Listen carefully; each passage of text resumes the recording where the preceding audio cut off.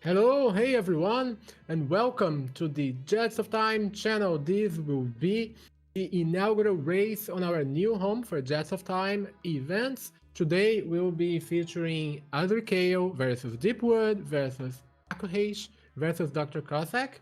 We'll be playing a usual race flags Jets of Time 3.0. So this is going to be a really exciting race. Well, first, because this is the very first event that we are doing on this channel. So welcome everyone. I hope you all enjoyed it, and we'll make sure to do some more events in the future. So we'll be doing some technical adjustments just because it's the very first event, so bear with us. If anything is not as expected, please feel free to message us in the chat and we'll look forward to fix it. Okay. Yeah, so in a moment, we'll be starting the race. We have everyone ready, almost everyone ready. I'll be doing commentary today. We have Korenth 130. He is our restreamer and he's also going to be helping out with the commentary. So we'll be doing the commentary. And today we have kalarse. He's doing the tracking. Okay, yeah. Good evening, guys. Welcome to the channel. How's it going, Korenth? It's going good. We're getting everything so that it looks good. Hope everyone's able to see, hear things well. We'll get rid of the pregame music, and we'll be getting underway in just a moment. Just a moment.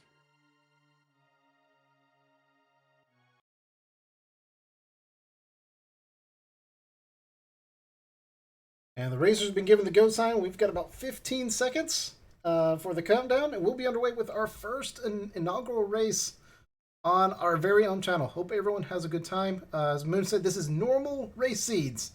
So no random bosses, no chrono sanity. This is just good old-fashioned Jets of Time with some of the new upgrades. Yeah, and we'll be talking about the new changes for Jets of Time 3.0 very shortly. Oh, we have runners have started, and we have a frog and mall start. Oh, frog and mall. Yeah, I mean, are they really fast enough for a very good early game? Well, if the runners find the new hero medal, maybe some frog is going to be able to do a lot of damage. But for now, we have to hope that they find some good starting equipment.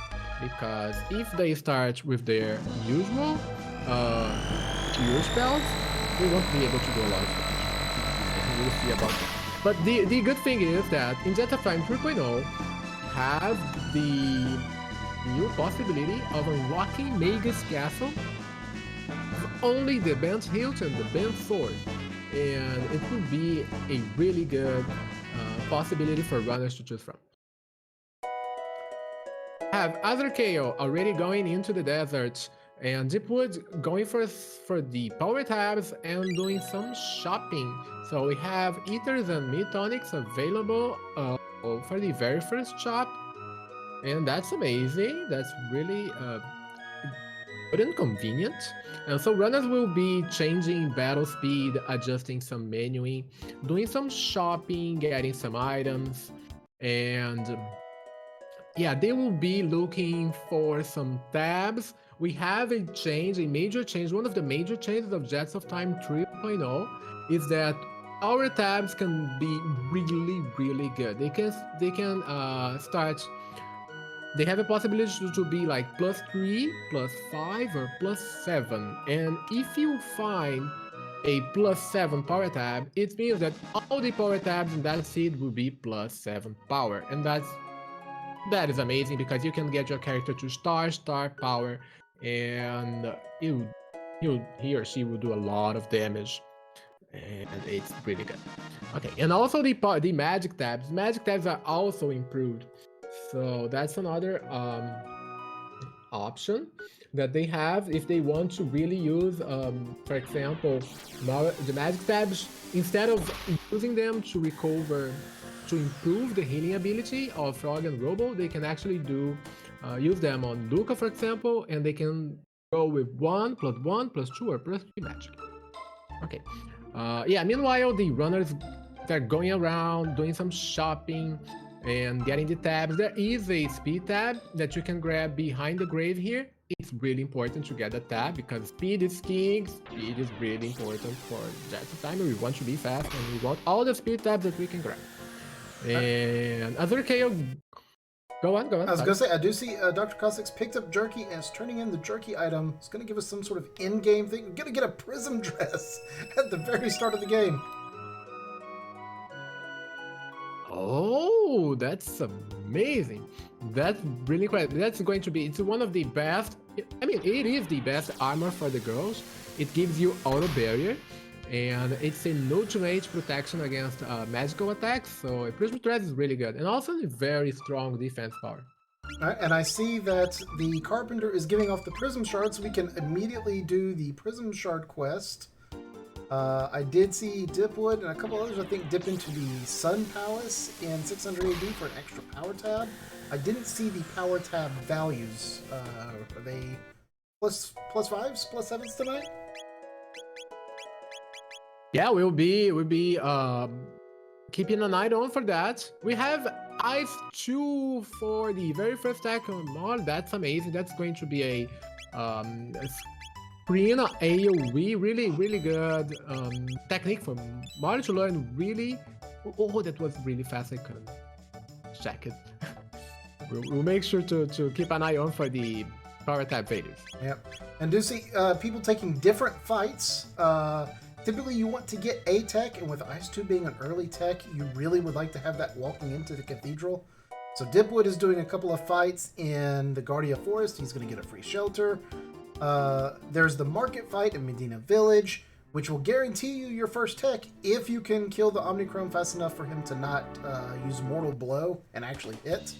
But the good thing is, there is nothing the Omnichrome and Hinge can do to actually wipe out your party, because they won't walk over a dead frog.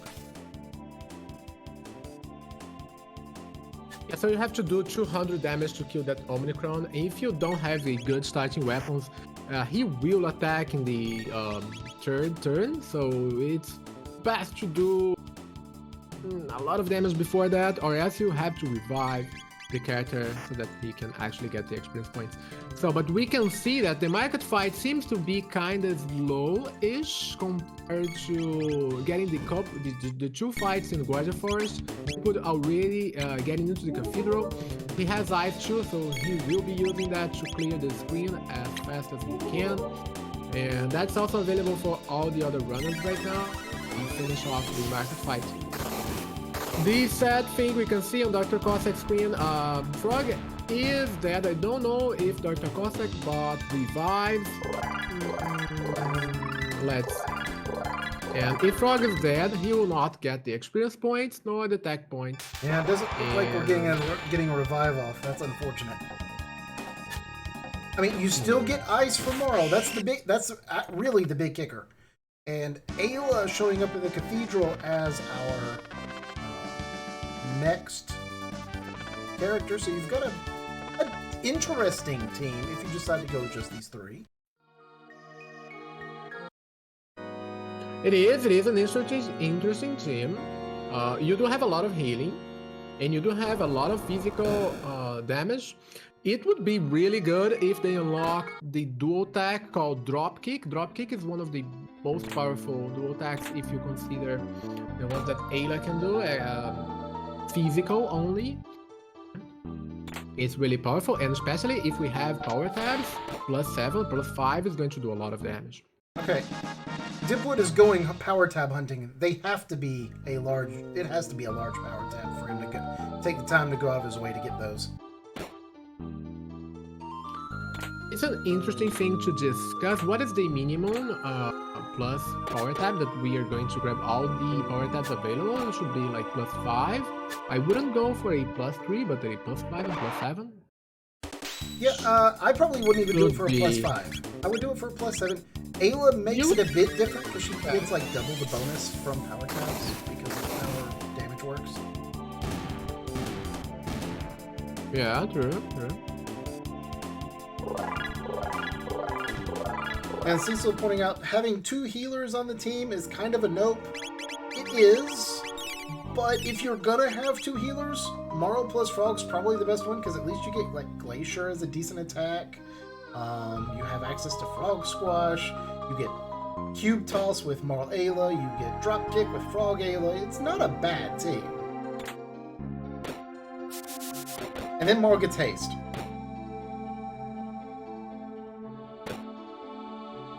We have +3 power tabs, so okay, everyone. I saw more people going to hunt for power tabs too. I don't know that +3 is worth it. Yeah, this is a really interesting discussion. I mean, I don't think I would be going for all the power tabs with +3. Maybe it's going to pay off. Let's see. Well, I mean, you technically don't lose anything if everyone does it, and since everyone's doing it, you're not missing anything. Yeah, that's true. That's true. Would it be an advantage if you not go for tab hunting in a +3 power tab seed? Interesting. I generally think that the power tabs don't make a significant enough difference at a +3 or a +5 to make it worth going out of your way to find them. Sure, like if I'm in the screen with one, yeah, I'll stop and pick it up. But I'm not going to go to the the Sunstone resting spot in 600 AD. Because that's 10 seconds. I don't know that I'd get one in Cathedral because it's an extra 5-6 seconds. Do you save 16 seconds with +6 power? I don't know. Yeah. I don't think so. Good question. Good. Alright, I see Frog Squash, so we already have everyone's favorite frog tech. Oh. Which is the bad thing about Frog Squash, it's not really good for the early game. If you do unlock Frog Squash early on, you can't actually use it very much because you do require Frog to have a very large amount of hit points for it to break as expected and do a lot of damage. But it will be a great tech to use on the elevator if they decide to keep Frog on. Now, granted, if you have Alien team, you get Dinotail that does the same thing, but Dinotail could be Ayla's last tech and take forever. That's true, that's true. We have Dipwood starting the Yakra fight. Yakra is a pretty straightforward boss. So with Ice 2 and Ayla attacking should be enough. It has about 950 hit points, about that. And should be down quite fast. I don't think Ayla has unlocked any of the other physical damaging attacks, such as Rock Throw, Triple Kick, Cat Attack, because we see Dipwood using normal attacks from Ayla. Yeah, Yeah, Kiss and Dino Tail. that's gotta be like Mean Kiss is the first tech or something. Yeah, Kiss and Dino Tail. It's, yeah, normal attacks, Ice Tube, and that's Yakra down for dipwood. Yakra and Easy Fight, one of the few things that I enjoy about the boss randomizers, you don't get such an easy first fight anymore. But feels good to see Yakra fall. Yeah, always good. Yeah, with the boss randomizer, these spots can be quite tricky to go, and if you get a boss like Dalton Plus or Flea, it can get quite hard.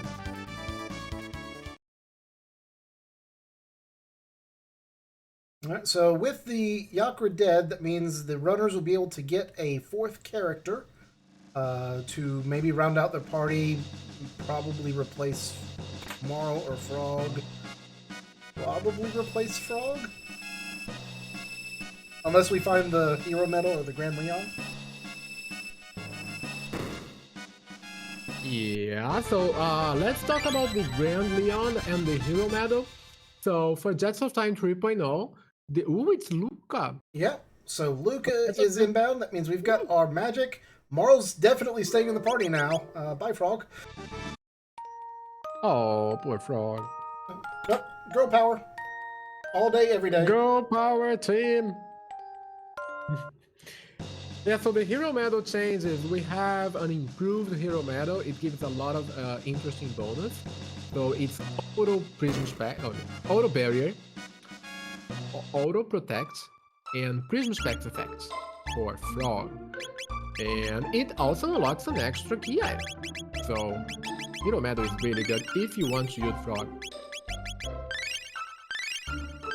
Yeah, Frog is a lot stronger now.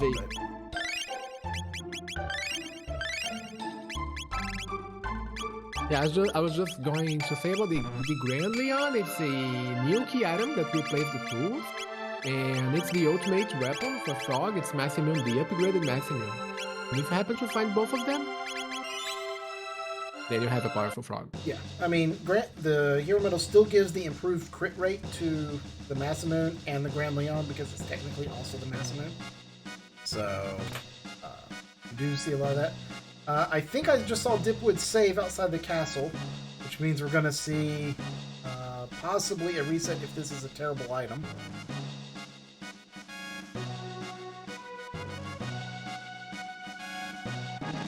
His item is a Hero Medal. That's a tricky one because the Hero Medal could be anything. It could be trash. It could be super important because it just is a line to another item.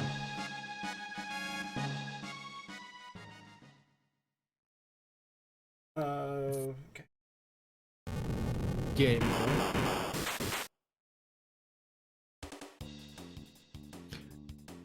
Yeah, so we see Dipwood deciding to finish the quest because we never know what we're going to get from the Hero Medal. So it might be, yeah, as Korenth said, it might be something really good, such as the Gate Key or the Pendant that will open up other checks and characters. But it might also be something really bad and not useful. I did see chat pointing out that Azure started the Rainbow Shell quest by talking to the king in 600 AD. So I don't think he's going to go finish it right now. But you could do the chat here, I think, and just kind of hold it indefinitely and just not have to come back. I think if you do activate the quest here, if you go to the Guardia Castle in 1000, you will have to finish the quest. You'll not be able to go back. Will you? I thought that was only once you went up and talked to the king in the in the courtroom.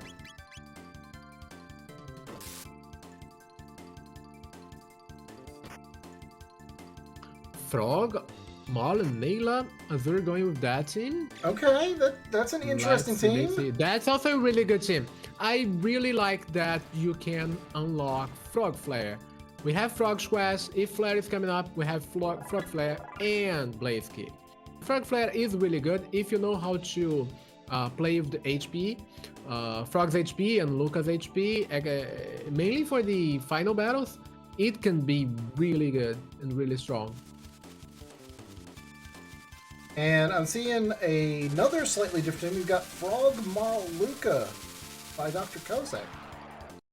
That's an interesting That's mix-up. also a really good one. Oh, but then it... Now, given... Frog, Marlin, Ayla.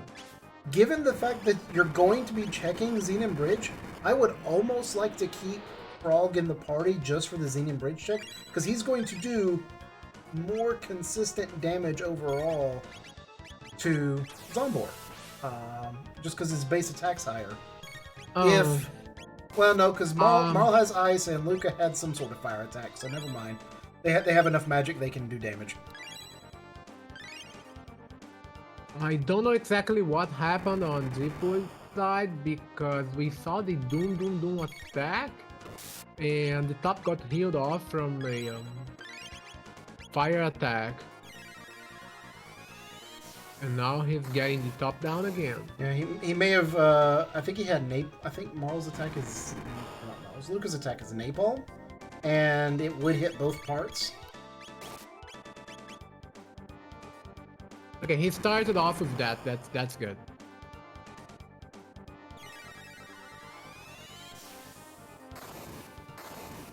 Okay, yeah, nice. Alright, so we're seeing that. We're seeing drcossack making a straight run to Korenth's cave. I did not see if he checked Xenon Bridge or if he just came straight here. I did miss that.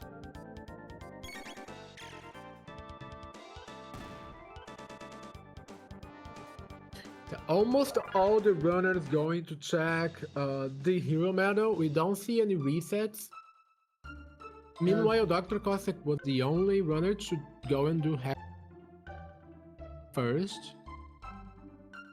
Yeah, and so we see him going there. Ozzy was not dropping anything great. We see Akuheish is going to be the first person... no, he waited. I was going to say he's going to be the first person to check the hero medal, but he noped out of that. I assume he picked up the hero medal. I didn't see him reset. Oh, dipwood buying 9 years. Taco's happy. He sure is.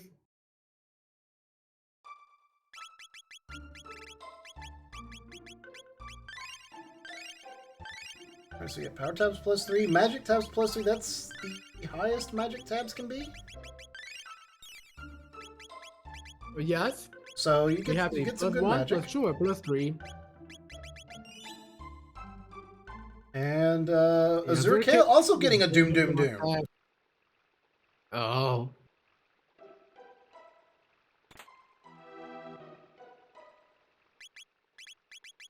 Yeah, having ice too early on is quite convenient for checking Hecarim first, because you can unlock a lot of tech points. The downside is that you will not be able to learn any of the techs after the third one. So to unlock the extra techs for Marl and Frog and Chrono and Luca, you have to visit Specule at the end of time. And to get to Specule, you either need to go through the prehistory, and for that you need the gate key, or finishing up the factory, and that is in the future. So you need a pendant for that. Alright, so Dipwood is going up Dinador Mountain and did not go check the hero medal. I mean, I guess if you're gonna do it anyway, it's technically on the way, sort of, but... What if the hero medal is gate key? Then you have magic for this. Xenon Bridge was the hero medal.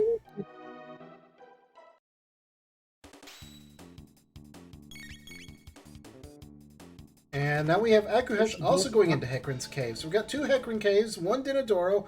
Is someone gonna go check the freaking hero medal? You did the fight for it. Why won't you turn it in?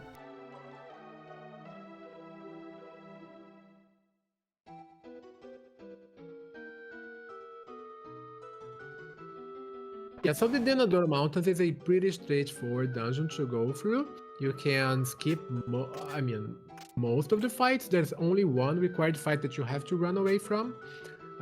The problem is that the loot here is not really good, so can get the chests on your way, but they are not going to be anything exceptional unless you really want to check the waterfall chests. But it takes some time to go down there, and we don't see runners usually doing that. Ooh, unfortunate battle catch by Dipwood. That is one of the harder Yeah, fights to skip, actually. It's surprisingly difficult for where it is in the yeah. game. Indeed, indeed. If you go to, using the top, sometimes it misses and you get into the fight. I don't know what exactly it triggers. Sometimes it does, sometimes it doesn't. But Okay, so we did see the hero medal, Robo's in the burrow, and there was a bent sword in the box. So that's very vanilla-ish, at least for the item.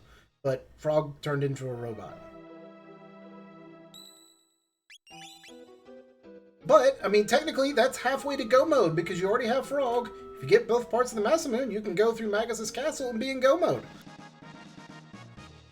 indeed, indeed. Now it's the search for the other piece of the Masamune. If runners decide to go for Magus Castle, that's a quite fast go mode. If we get the second, It would be really scary though if you couldn't find a gate key or a pendant and had to do Magus' castle to get access to 12,000 BC, because your only magic is Ice Tube and Mega Bomb, and maybe something from Frog. Oh. That's a frightening prospect. We'll see. And we see drcossack using Tailspin to attack Hecarim. Tailspin damage in Jets of Time 3.0 is improved. So, and it also ignores stylish defense. It's quite a useful tech to use on those bosses that can only be hit with magic.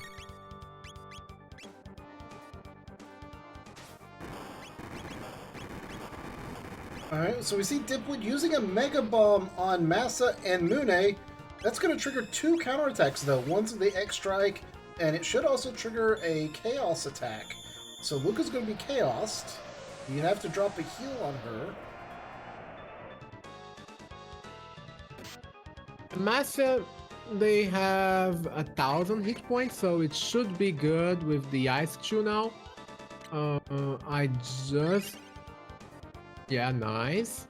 That would be the ideal play. Yeah, healing Luca before the next battle, because then Mass Immune can one-shot the girls if they don't have a good armor. Alright, and drcossack got the Moonstone from Hecarim by going and talking to Tabin, and then tried to go walk over Xenon Bridge and realized he was in the wrong time period.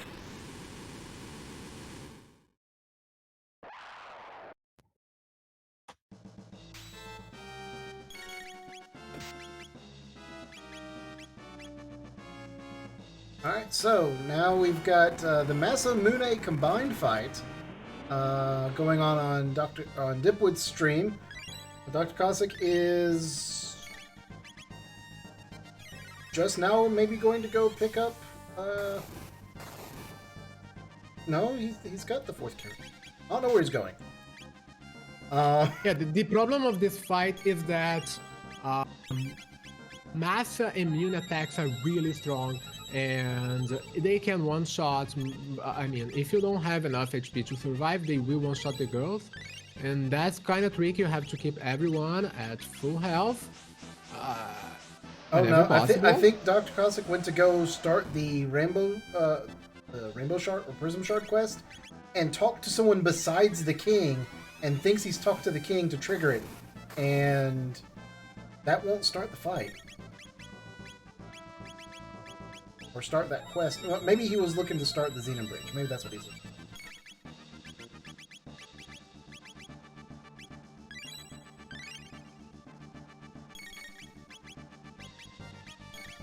for. Alright. Akuheish has finished off his Hecarim. Gonna go get his Sad Stone. Let's... The Moonstone. The Sad Stone. Why is it sad? Because it's useless, and you have to go through so many hoops to make it be something. Meanwhile, Masamune is punching and getting ready to drop a world of hurt on Dipwood. Although he's apparently got a white vest on Luca, so Luca is somewhat well protected.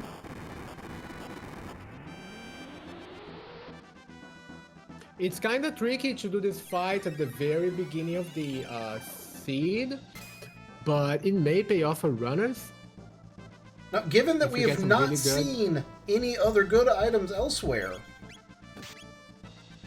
this could be really important. He can... yeah, the problem is if he decides to one-shot everyone. I mean, right now, everyone's in one-shot range. You're going to have to spend 2 or 3 turns healing. No one has any MP left, so you're auto-attacking with Luca and Marl, which is just sad.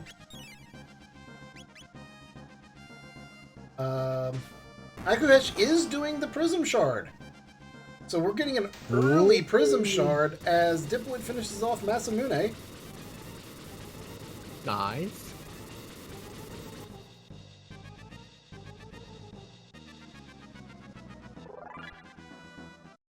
So one of these two has to be something good, because there's no other option. I mean, this is all we've got. I'm just kind of worried about the level Akuheish is going to start this fight against Yakra 13, because it's not a very easy boss to fight at a very low level like this. There's quite a bit of AoE damage that comes through. And Dipwood has found a pendant. He is ecstatic. The one person to go climb Dinadoro early manages to find a pendant and get access to the future. Nice. Yeah, so the pendant unlocks the future and it will open up 3 more checks and also an extra character that you can get at Protodome. Also, by finishing the prison sequence and entering the future, you can go back and get all the sealed chests and also open up all the sealed doors in the future for a lot of incredible loot for your party. I think it's really good to do as early as you can to go to the future to get some items. Getting some really good consumables. Getting early future access is usually really nice. I mean, obviously you would love to get a gate key, because that's easy magic and you don't have to go through the factory, but...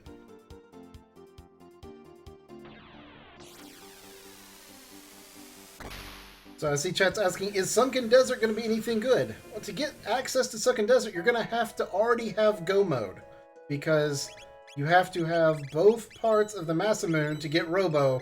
And if you have both parts of the Masamune, you've got Go Mode.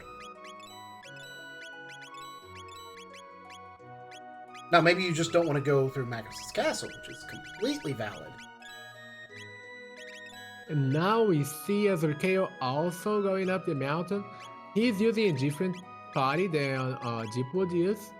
So we have Frog, Luca, and Ayla. I don't know if we don't have Flare yet, so we don't have Frog Flare unlocked. No, but we do have a Frog with a Hero Medal, and I think I saw Azure buy a Pearl Edge earlier. So, one of the better weapons. Nice. And Akuheish, I did not see what he picked up from the Prism Shard. Because he turned it in, he picked it up. I did not see what he picked up.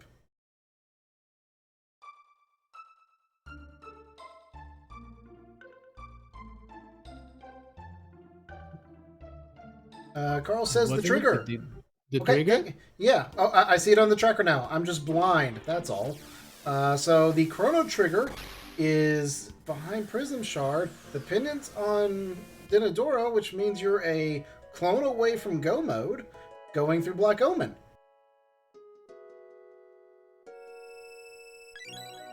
I think it's interesting that he's turning in the jerky right now, because I mean, he could open up 4 sealed chests if he went to the future before. but what? Maybe he's routing in right now to avoid the time. Yeah, I think it's just the fact that Get he the was jets? already on the southern part of the continent, so go ahead and turn it in. Okay.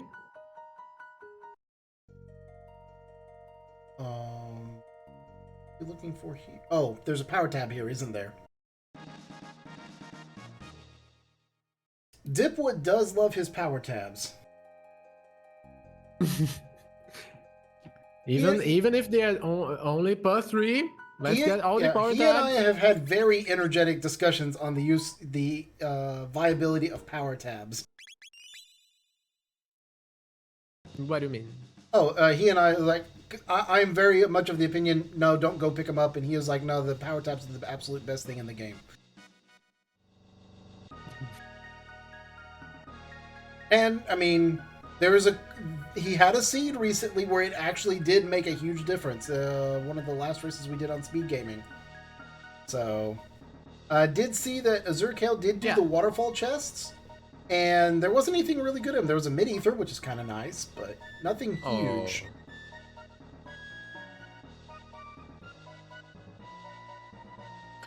I think for Jets of Time 3.0, as we can have these like +5, +7 power tabs, even the +3 power tabs, they are really giving an advantage to lower the average speed time, because you can, I mean, if you can do like 4K blaze kicks in most seeds, it makes things really fast. All right, we do see Akuheish is doing the Yakra 13 fight, while drcossack has dipped into the desert without Robo, so he's going to get some tech points and some items, but no, you can't do the, well, you could kill the boss, you just wouldn't get the key item for it. While Dipwood is going through the jail, and AzureCale is messing with some equipment and finishing up the mountain climb.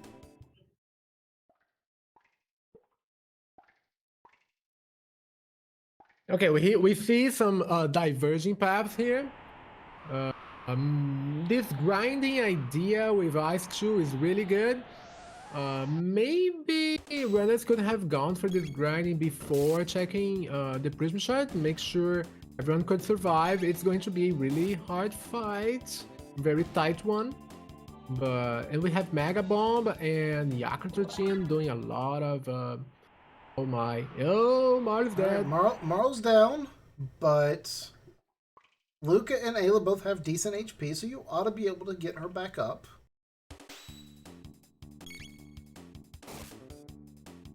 Oh, akuheish is down to a single revive. Ooh.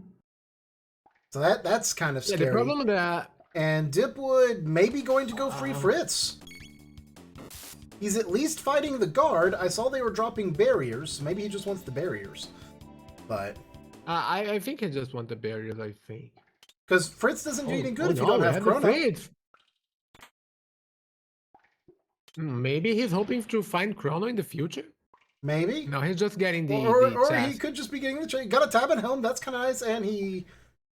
Okay, he is saving Fritz. He's rescuing Fritz. Save Fritz! So we do have a saved Fritz. Saving Fritz, even though we don't know where Chrono is. Oh. Looking at akuheish's screen, everyone's down near 100 HP or less.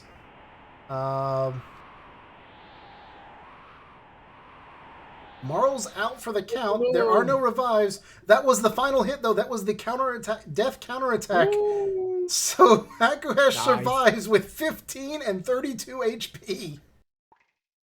Wow. Let's hope it pays off for him. Yeah, well, I mean, he got the chrono trigger, so, I mean, maybe he finds the clone early.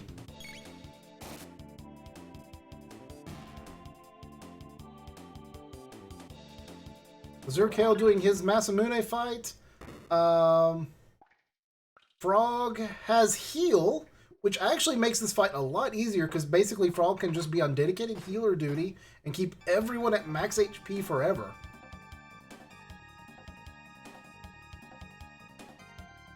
While Dipwood is getting ready to do the Dragon Tank fight. More Okay, power plus tabs. still we don't have Ayla with very powerful tag, but I don't remember. I mean, we don't have triple kick, or we don't have get attack. Yeah, I don't think we have much for him. We've got Ice 2 for Morrow. That's actually really good for the Dragon Tank because the game assumes Ayla's getting triple. Go ahead. No, sorry, go on. I was going to say, the game assumes that for Dragon Tank, you have Chrono and Luca in your party. And it's protected, or at least the head's protected, against lightning and fire magic. It doesn't think there's a way you can have water or shadow magic, so all of a sudden, Ice 2 is going to do massive damage to the entire body of the tank.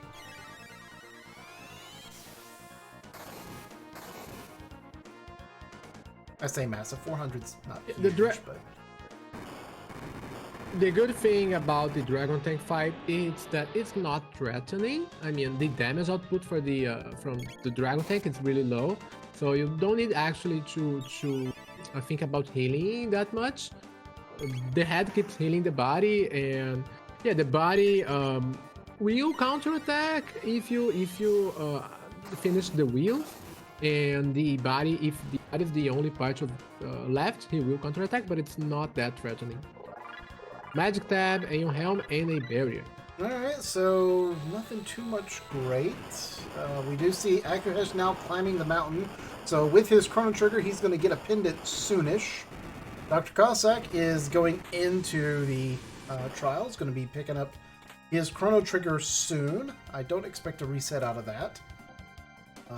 Dipwood's about to go give us our first glance at the future, while AzureCale has just finished off the Masamune fight.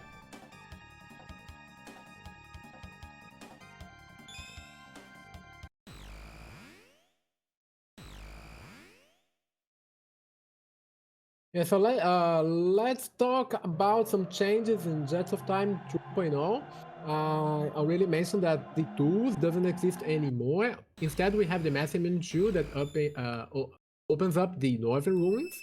The Masamune 2 was renamed to Grand Leon to avoid the confusion.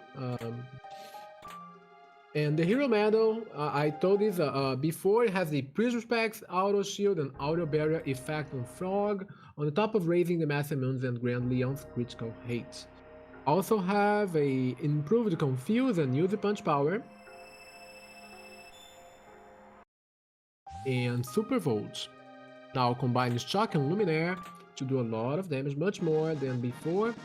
We have the Terra Mutant and the Memo Machine with a huge buff. Maybe we'll see this today to make Omen even more comparable to the Ocean Palace route. And Mega's Black Hole was moved and replaced with Anti-Life, a single target high damage tech that kills him if you use it. So yeah, thank you Rest Cecil for this amazing changelog. Yeah, so important changes for Jets of Time 3.0. Yeah, Dipwood's been picking up some chests behind the sealed doors. I did see a Collie Blade there, so he's fave Fritz. He would really like to have Chrono for those 10 mid-ethers. Now Chrono would have a decent weapon. It's not quite a Shiva Edge or a Rainbow, but Collie Blade's not bad. I didn't see anything else huge in that list. There was a Terra arm in one of the chests in the Prism Shard sequence, but we don't have Robo. Terra arm is one of the best weapons that Robo can use. Red Vest for sale in the future, just in time to go fight Son of Sun and turn that fight from somewhat difficult and annoying to walk in the park.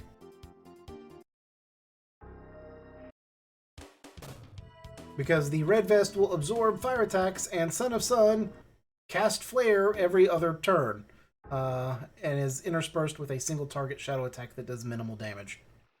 Oh, and Dipwood going for the extra chest. I'm kind of surprised since he got the Red Vest. I would figure you'd just go do Son of Sun.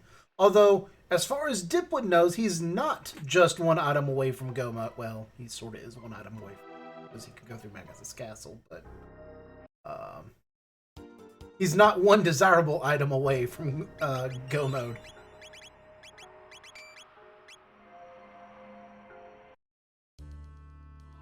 See in chat, are any or all glitches banned? Major glitches are banned. Most minor glitches are banned. Basically, the best exception to the glitches are banned is the menu skip, where between Lavos and the Lavos core fight, or the Zeal and Mammon machine fight, as the screen fades to black, you can press the menu button, and if you time it right, you can get access to the menu in between fights and heal up, change equipment and such. That one is allowed, mainly because trying to fight Lavos and Lavos core without healing in between at level 29 and lower is a nightmare.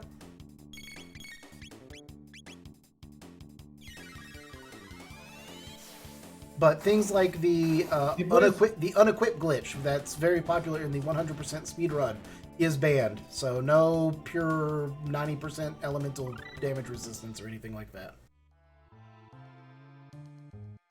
That's true. Banned is the wrong word. They are technically disabled. And they put fighting Chrono in the Protodome, so now he can actually go back and get all the 10 mid-eaters reward from rescuing Fritz. So yeah, saving Fritz all of a sudden has paid off, because 10 mid-ethers is 30,000 gold worth of mana restoratives. You do have to make sure, take into account that cutscene Takes 2 minutes. A minute. Yeah. Triple kick! Triple kick coming soon. Alright, we see drcossack is doing the Yakra fight, and without having triple kick as inventory, he's decided to throw a berserker on Ayla to up her speed. And then Hero Metal Frog doing nearly 500 damage a swing.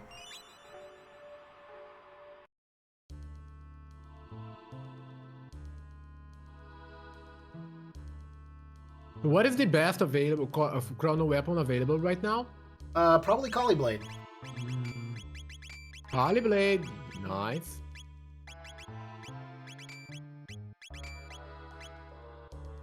Oh, we're ditching Marl for Chrono. That's interesting. You give up Anapode. Well, with a Kali Blade? Yeah, you give up Anapode, and you give up Haste, and you get confused for single target damage. I think it's just for now. I think it's just for this check, maybe. See, I think I'd rather have Marl for this check, because Ice 2 should do 500 damage to the bits, which means you can one-shot the bits. Now you have to single target individual bits down.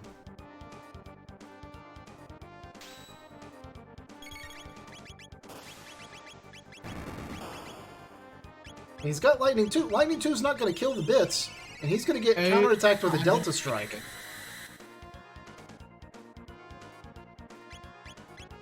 Delta Force! The enemy Delta Force. But still.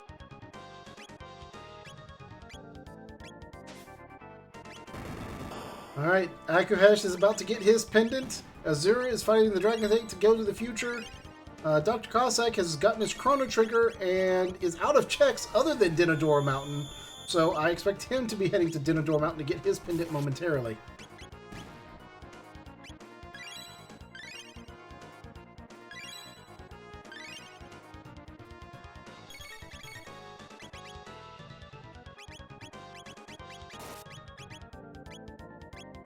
If we happen to get a Black Omen seed today, we'll be checking out the changes for Terra Mutant and the Memo Machine.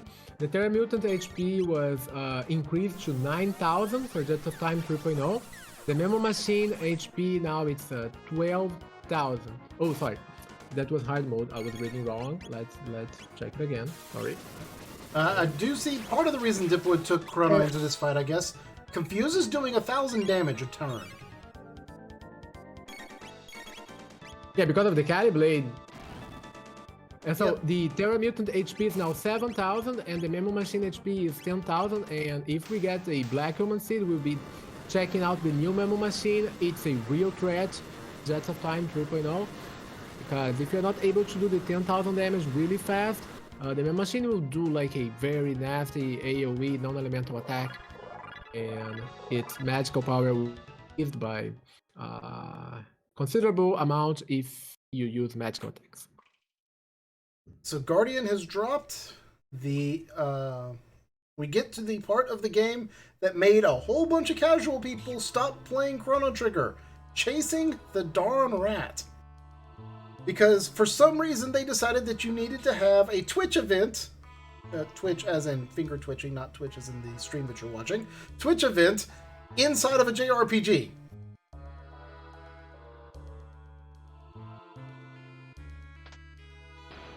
Don't know what the rationale behind that is.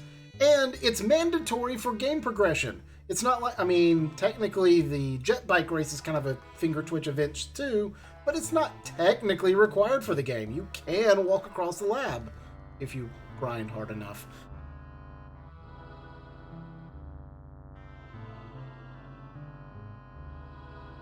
By having the early pennant flag on, as we have for the raised flags, you can open up all these sealed doors. So right now, dipwood is opening up a sealed door here in Arizona.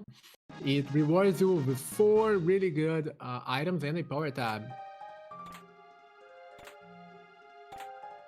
Big hand, another Kali blade, and a Kaiser arm. Chrono wishes he could dual wield. Again. An interesting thing about jets, and maybe it was true in Chrono Trigger too, I don't remember. Well, I guess sort of true in Chrono Trigger. Chrono is very weapon dependent, and in jets, it always seems like you either get nothing for Chrono, or you're drowning in swords. There is no in between.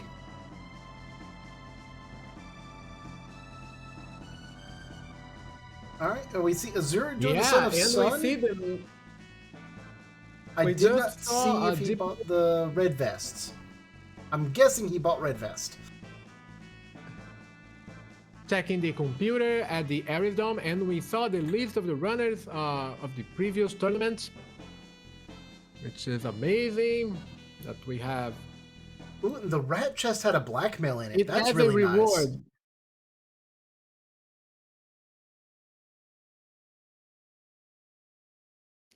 Alright, so we see Flare, and Frog is the only one who didn't have a red vest, but he has auto barrier, so he's fine. Ruby knife. Okay, so normally you're kind of excited to see the ruby knife, because that's progression, but you don't have the gate key or the dreamstone, so the ruby knife is kind of meh.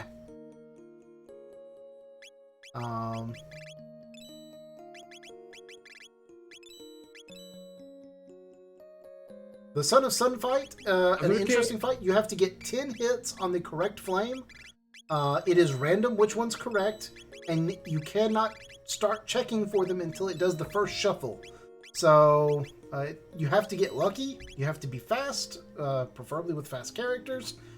And if you miss too often, you might get a second flare in your face. From my experience, I think it's usually the third one from the left. That's almost the one that you can target really after the first roulette, or the first one from the left. It's the second one I go for. And he is done with the fight. And he got a clone. Oh. Now we know. We know go mode. Go mode. Azure would need to go do the Prism Shard quest to get the Chrono Trigger. Akuheish, whenever he gets Son of Sun, he'll have go mode. Dipwood will need to do Son of Sun and the Prism Shard quest. And Cossack is doing the Pendant quest, so he's only 1 item away. So we know what go mode's probably going to be.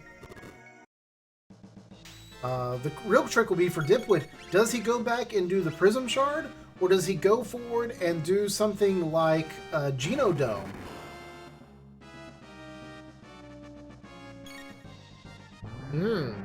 Those are would be the only checks available for Dipwood? For both Dipwood... we can't unlock Rebel? Yeah, I think so. I'm trying to think of what other checks there would be. No, I think that's it.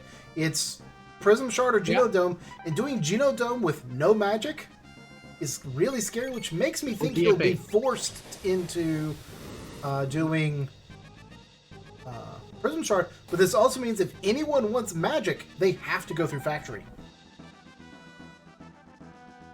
Or you have to do it. Go for factory for magic.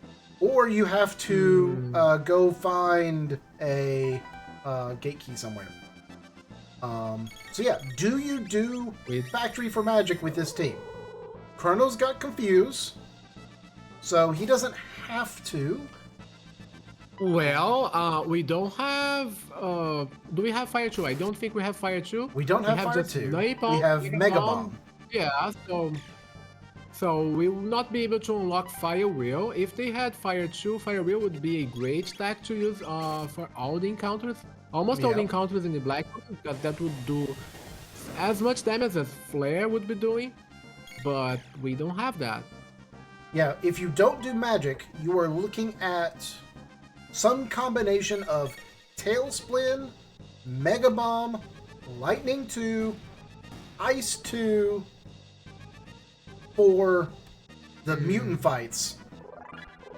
I don't like that idea. There's no... I think runners... You could get Cube Toss if you put Marl in the party with Ayla, because Ayla will eventually unlock all of her techs. So you get Cube Toss, which is not bad, but still doesn't really help with the mutants. And akuheish going for the factory right now, as we speak. So he's going factory first. But if we assume that factory is quasi-required so that you have magic, doing it now technically means he has more time to get techs than anyone else.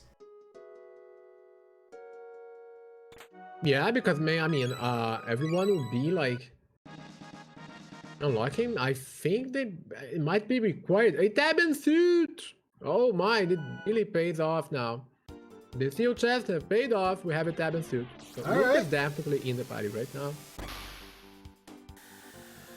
We have a prism dress and a Tabin suit. Wow. Well, the girls have all the armor they want. Things are getting better. Oh, things are getting better now. Kaiser arms for Robo. Yeah, I would say we should not get the 2 chests really fast like that, because the items get doubled and you just get one of the items. And I've got into that problem before. I had prism specs and then I got a second prism specs, but when I went to my inventory, the second prism spec was not there. Oh. Because we can't get the shield chests too fast like that. We have to make sure to just wait, just so we don't run into that issue. As Cecil points out, Zeal 2 does not care if you have a prism dress. She will, at least after half HP, ignore your prism dress completely and make a mockery of it. Alright, so Dipwood is going for the Prism Shard quest, which means he will get Go Mode. I am curious if he is going to get Go Mode and go straight for it, if he's going to go unlock magic. I think it's very risky to go without unlocking magic due to the fact that we don't have flare. If it was the lava shroud, maybe you could get by with it. What were Frog's techs? Frog had heal, Frog squash, and something. What was Frog's third tech?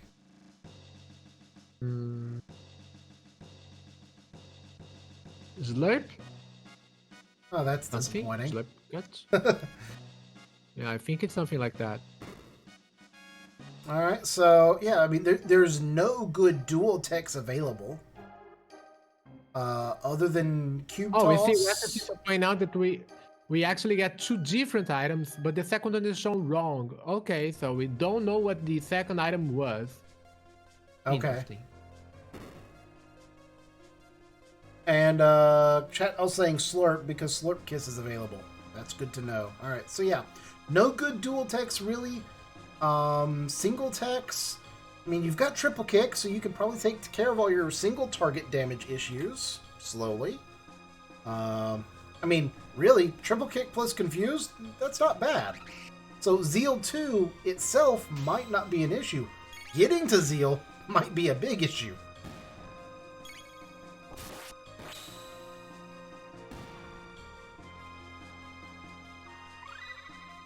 Yeah, because we have a lot of bosses in the Black Omen, and if we don't have enough firepower, whew, can be tricky. Yeah, because you have to have magic to get through the Mammoth Machine, but now if you use magic on the Mammoth Machine early, it will counterattack and really hurt. You gotta have it for the 2 mutants. And if you don't have high damage magic, you have to deal with the fact that they're going to be a mana drain on you. And so you have to have a whole lot of ethers. So maybe that Chrono mid-ether play is going to pay off even more for Dipwood.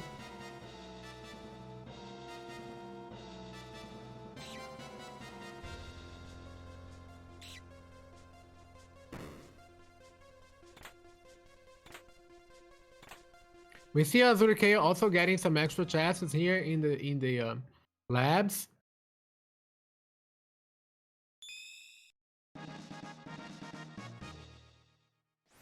Chrono Trigger, go mode. Go mode achieved. Go mode probably not exciting yet.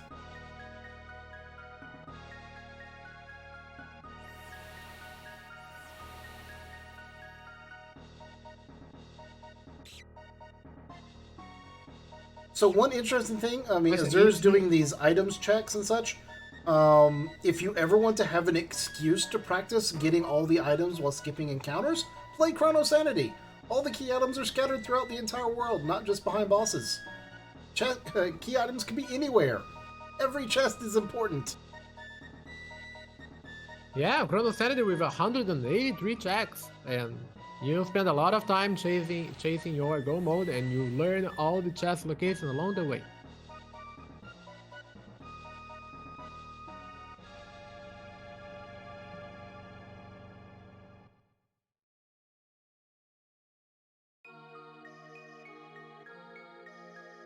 AzureCale going for the Prism Shard quest. Alright, so Azure is going to be following with Go mode fairly shortly too. Akuheish, I feel like, is actually in the best position because he's already going to have magic, and he can, if he does Son of Sun before he does Eris Dome, he won't have to do Eris Dome. Yeah.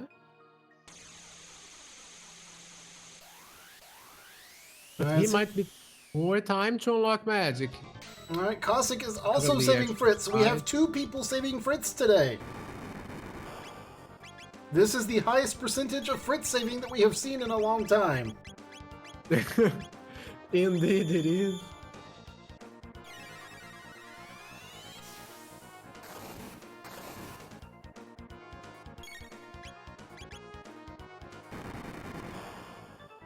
And Cthulhu is pointing out that if 184 checks scares you, come play Lost Worlds, which is like a reverse Jets of Time, where you only have 5 checks available.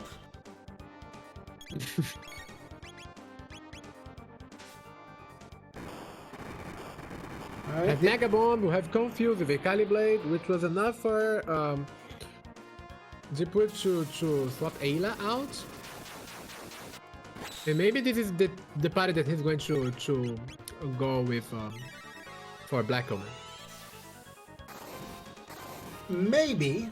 I would expect Ayla comes back in once Marl's no longer needed. Because you're done with the Yakra quest. Because you're going to basically be counting on Luca for magic damage with a Mega Bomb, which isn't terrible.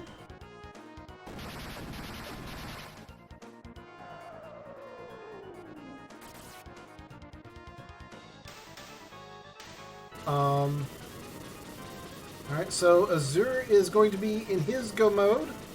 Dipwood is finishing up the Yakra kill to verify the go mode. And Akuheish is going to go unlock magic before doing his checks in the future. I really want to see him run to Son of Sun as soon as possible to get that taken care of.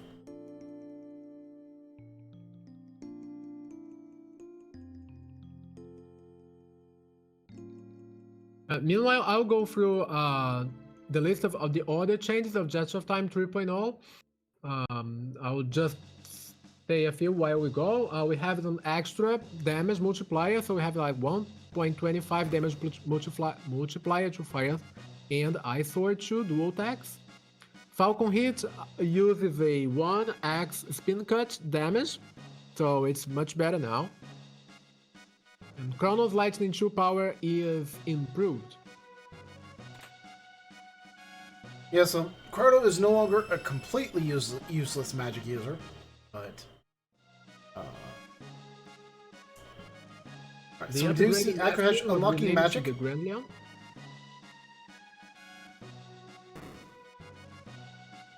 Unlocking magic. Everyone think magic and spin in a circle 3 times. akuheish did pick up Chrono, but did not bring him into the party, so Chrono does not have magic unlocked. So that tells me this is. Doesn't want to use Chrono. This is telling me this is probably the trio he's planning on using. He picked up Chrono for safety in case he came across a rainbow, maybe.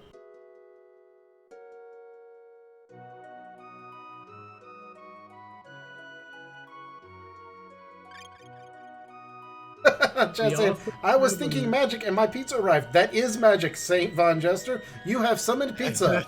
Now, see if you can't share that with the rest of us.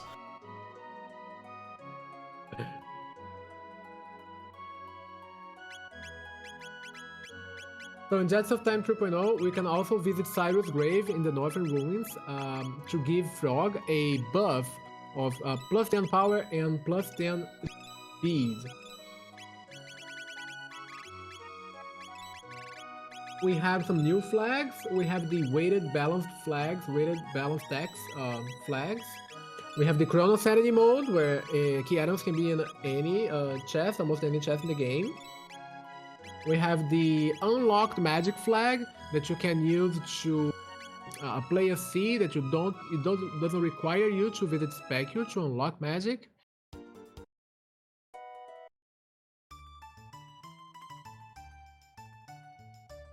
Yeah, but still none will actually visit Northern Ruins. Yeah.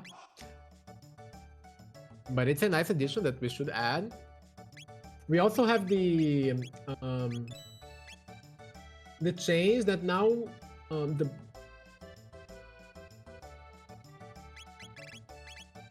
Alright, akuheish is doing the Son of Sun fight. He is one good fight away from go mode with magic. Dipwood is doing a lot of shopping, which makes me wonder if he's not gonna do it. If he's just gonna say, you know what? I can make do with minimal techs, which would be very impressive, if scary. And very interesting to watch.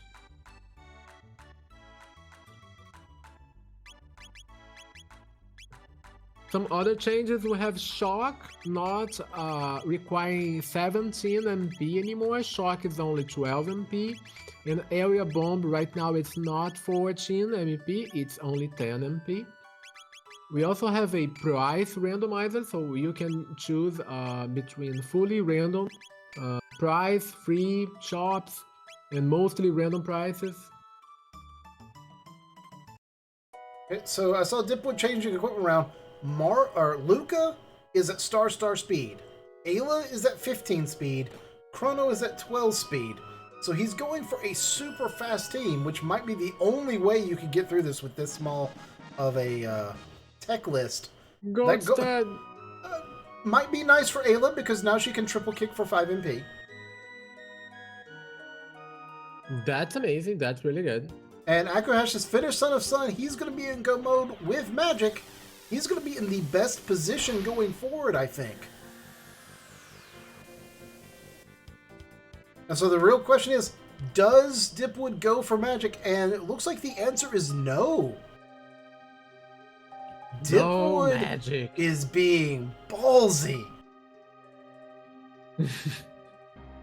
Oh, that will actually save him 5 minutes, so why not? Well, but the question is, does it save him 5 minutes over akuheish? 5 more minutes because it doesn't have flare. I was gonna say, how long till Luca learns flare or fire 2 and you get blaze kick?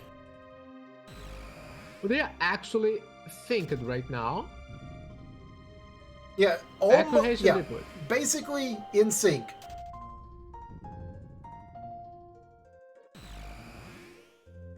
This is getting interesting. It's antipode power versus Mega Bomb not triple having kick. unlocked magic. Yeah, Antipode versus Mega Bomb. Hmm. Now, granted, it's also triple kick plus confuse versus triple kick plus 2 cheerleaders for like the Elder Lava spawn. Okay, blaze kick and a cheerleader.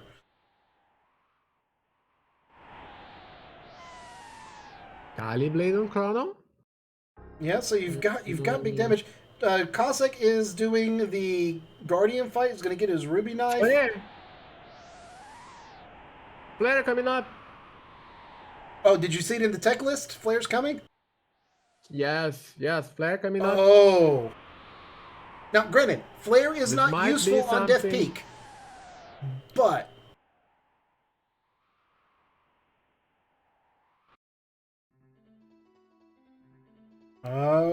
going back to the end of time. Akash, be very careful where you spend your time.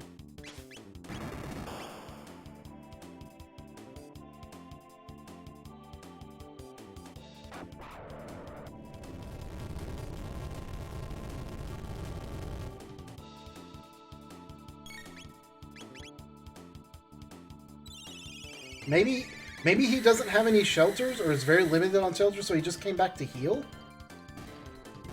But that's a lot of time to spend watching the cutscene. Yeah. I've seen people do it. I don't like it.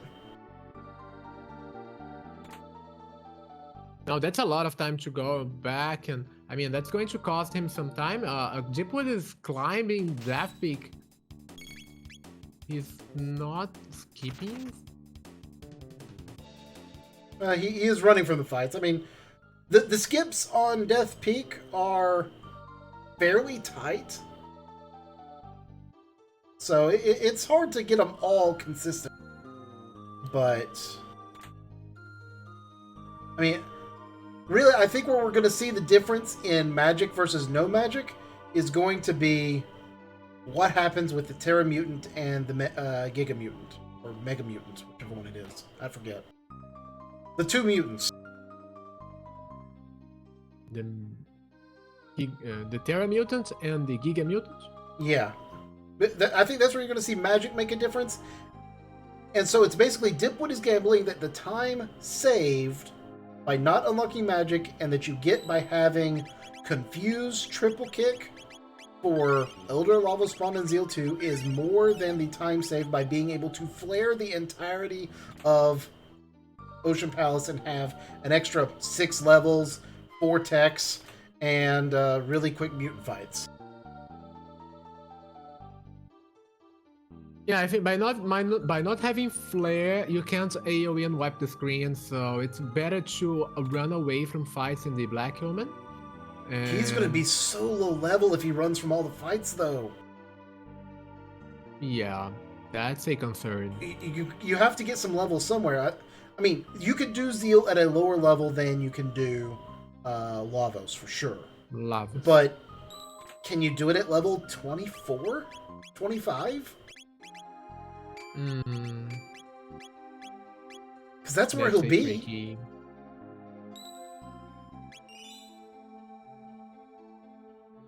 We are eager to see. I know, this is really exciting. I never would have expected to see anyone say, you know what?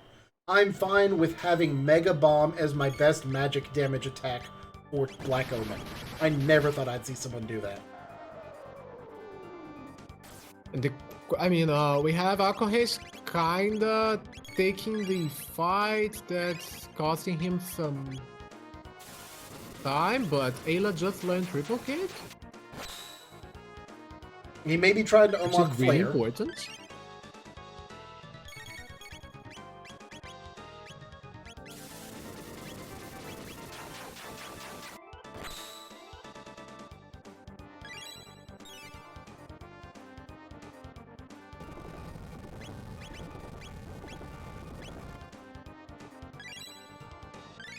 Alright, so we see Dr. Cossack has gotten his ruby knife. Needs to do his Son of Sun fight for go mode. AzureCale has just finished up the factory. He's going to be able to get his magic very soon. It's probably 7 to 10 minutes behind Dipwood and akuheish. Yeah, I mean, getting the fights in the Death Peak, it kind of slow things down. So if you can just rush things, you can do this Death Peak sequence in about 3 minutes. But if you get into all the fights, you do get some levels, but makes it take like almost 8 minutes. Yeah, no, I want to see akuheish run from a few more fights. I don't know if we're just trying to get Flare, which again, Flare's not useful for this dungeon because your final boss is an elder or is a lava spawn, and you can't use Flare on it without being counterattacked in the face.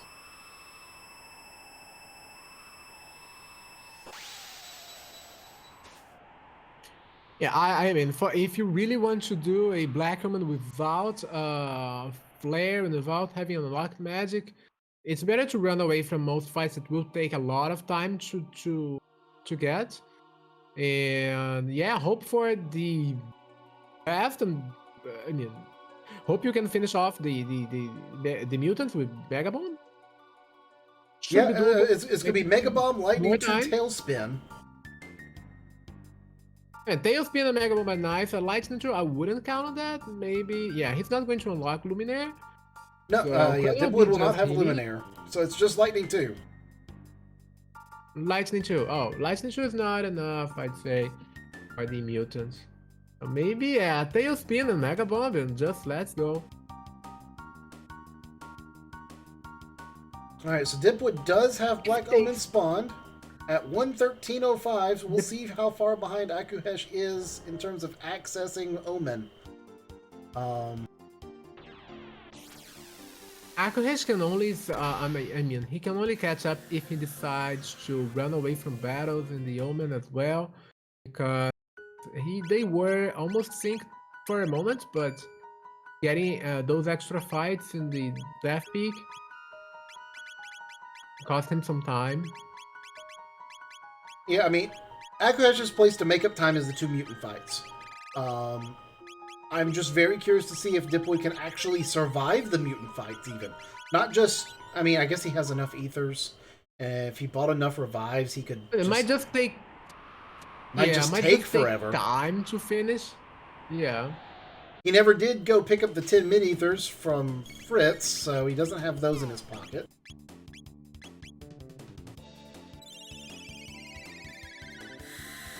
Lightning 2 for the turrets. Yeah. So you can take this fight. You can take the fights against the machines. The fights against the flying gorillas. They have 1,000 HP each. Triple kick can maybe kill one in a turn, and confuse kills the other one. So he's got enough ethers. He might be able to do that for levels. Triple kick plus... I don't know. Is triple kick doing 1,000 damage right now? I don't think it is yet. Oh, he has used a lot of power tabs on... That's Ayla true. And on Chrono. They should be doing enough damage to kill the goons right now. Yeah, I think... I know Confuse is doing 1,000 damage. Triple kick's close. That would mean an average of 333 triple kick per hit.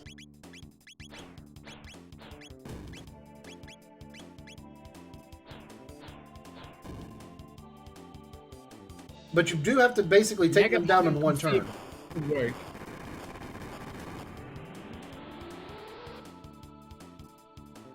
Now, akuheish is seeing the one weakness in his party. There is no single target damage other than Ayla in his party. The Elder Lava spawn might pose trouble for him. The goons went down fairly easy for Dipwood.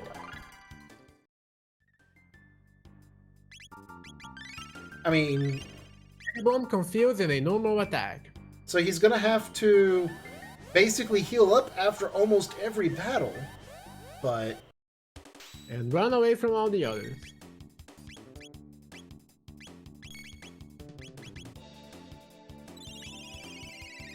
Oh, he's getting the fight. Okay. Yeah, I think this one actually can't be run from. Oh yeah, you can run from this one, but there's 2 or 3 of the ones like this that you can't run from. Yeah, after you finish the second elevator, you have a sequence of fights that you can't run away from. But for now, you can. It's possible to run away from most fights here until then.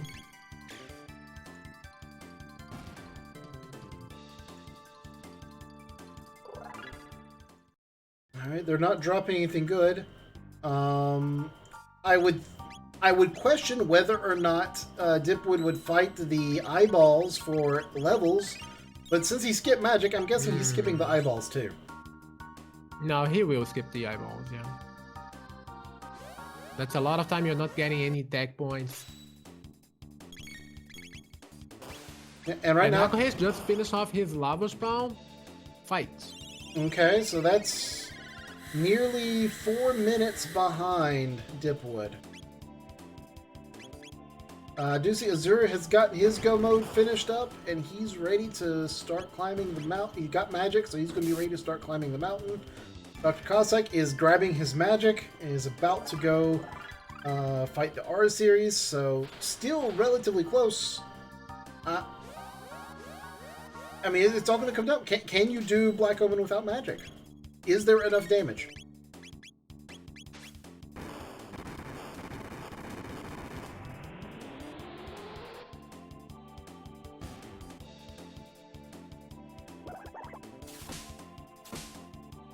Which elemental males have we seen? I know we've seen a blue male. Have we seen a black or white male? I think there's a black male. So that would help for Zeal too.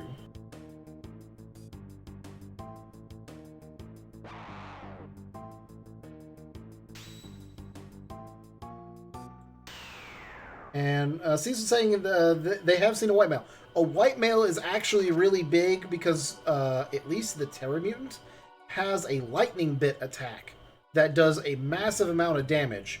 And if you can manage to avoid it by getting lucky on the who it hits having the white male, that can save you a lot of trouble.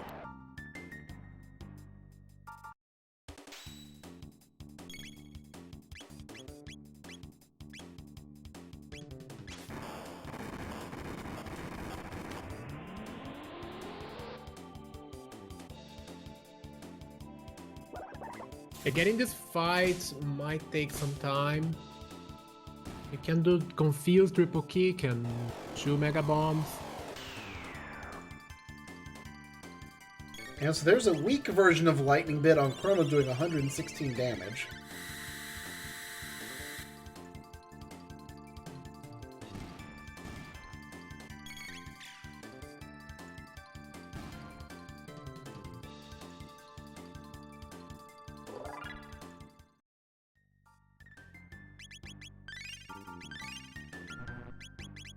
Drcossack is finishing up Factory. He is going to fight the R series, and he'll be unlocking magic as well. Alright, as the akuheish is going and unlocking a few extra sealed chests. So this is more time he's going to have to make up, which makes me feel a bit better for Dipwood. He's going to have a little bit extra time to get through those fights now.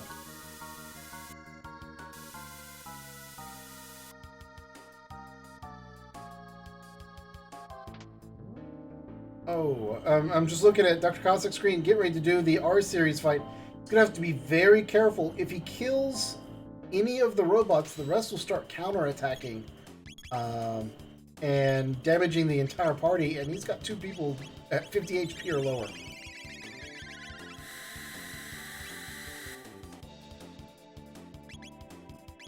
Lightning. Oh, Dipwood learning that snakes are resistant to lightning damage. Doesn't work. Oh my. Look, you need to study your Pokemon knowledge. Lightning is weak against ground. Snakes slither on the ground. Lightning is no good versus snakes. They don't have horns you can aim for.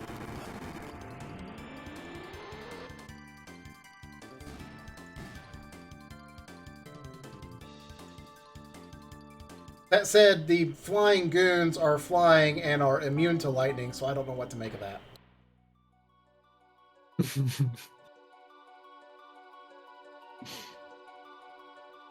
Well, people say they don't know what. Aim for the horn. It's like Pokemon Anime Season 1, Episode 8. That's how you defeat rock Pokemon with lightning attacks. Is you aim for the horn. The way I remember is that the snakes are fire or ice. Just don't use lightning or shadow.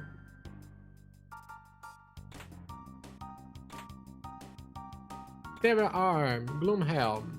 Alright, so 2 time hats. Time hat. Moon armor. Oh, nice. Moon armor. Yeah, moon armor. So moonblizzard armor is in the game. Yay.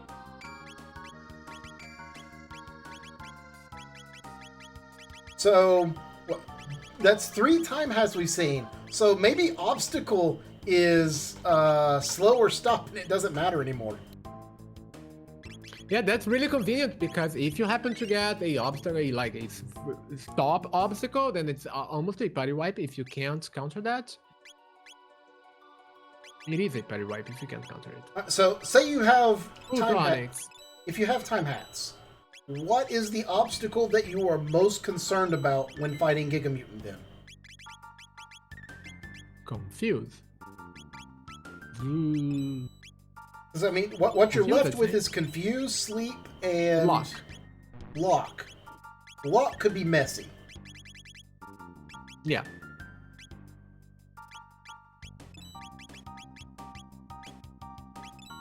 Although, truthfully, even poison might be bad just because of the lower damage that you'll do when you're already doing almost no damage.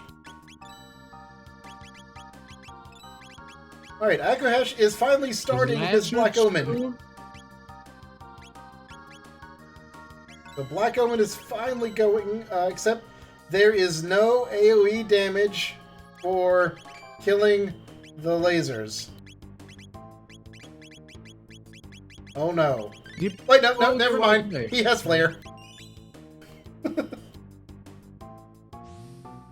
Chad just pointed out Dipwood sold the white male.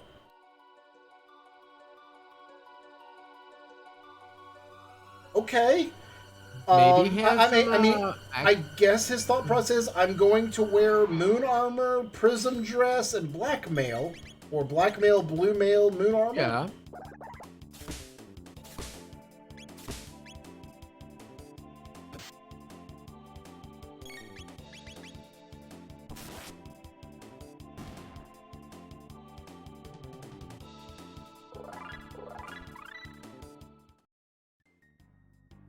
No, akuheish, don't take the fights. Go faster.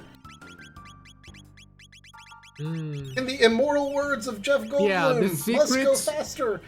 The secret to do a very fast Black Omen is running away from all the fights.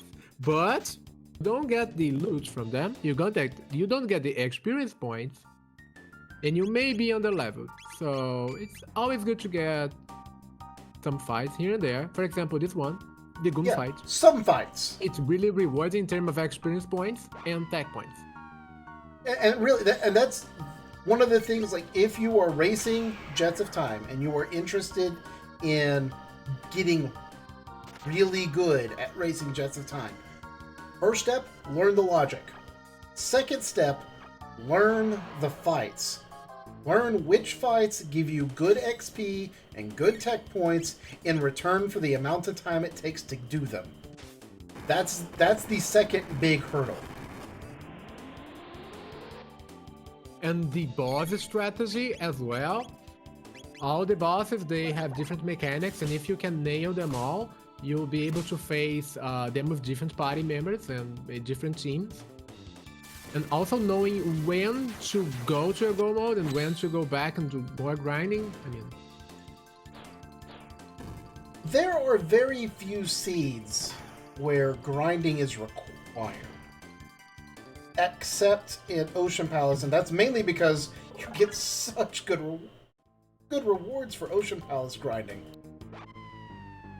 Yeah, if you happen to get like a very fast go mode with the gate key and the ruby knife and the dreamstone right away, so it actually means, I mean, when we are going to face Tyranno, not exactly when you get the items, but you might be wanting to grind a little in the Reptite layer, for example. Yeah. But if you grind too much, then you're losing time. Yeah. Speaking from experience, it's terrible when you realize you grinded just a little bit too long. But if you don't grind at all, you don't have like any tax whatsoever to use against the Tyranno, and you might be dead, and it's a problem. Alright, so Dipwood is coming up on the first mutant fight. Wow. That was a really good skip from Dr. Cossack right there. I He walked missed it. in between the two crackers. That was amazing. Alright, there's a teleport in. We've got one of my favorite rooms in Ocean Palace because of all the loot you get. You tend to get really good loot. A 4th time hat. I think they're trying to tell us something, man.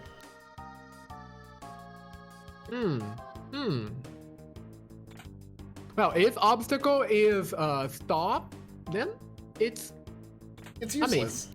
well, the problem is I mean we have a problem with Terra Mutants. After he casts the obstacle, he's going to one-shot any party member with an attack that deals like 1200 damage. So that's also a huge problem. We were talking about obstacle, but then again, there is this ultimate attack that every time wipes the party. You know, I don't think I've seen that actually. You haven't? Oh. No, usually... Yeah, maybe we'll be seeing more of that in Jets of Time Yeah. because of the extra hit points. Okay, so Dipwood with the super low magic damage fight. 724 for a Mega Bomb. And then getting mana drained.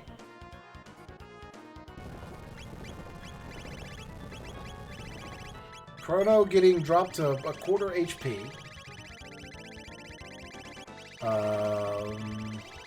Did he lose his menu cursor? The going up because of the menu. Yeah, if you accidentally hold L and R too much, you can lose your cursor. On Lightning too.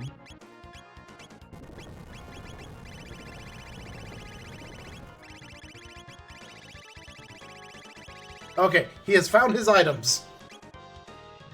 Oh, nice. 2 HP Chrono, oh my. Oh my. Chrono, heal thyself.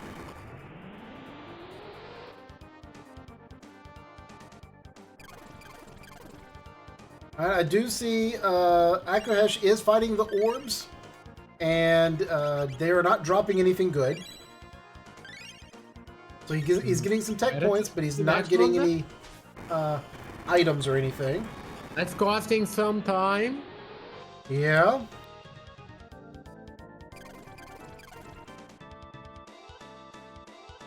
Mega Bomb is doing about half of the damage Flare would be doing.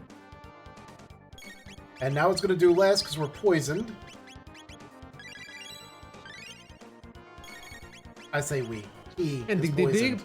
the big problem we have when we are facing Giga Mutant is that it's one of the bosses that can actually chain 1, 2, and 3 attacks in a row, and you can't do anything much about it.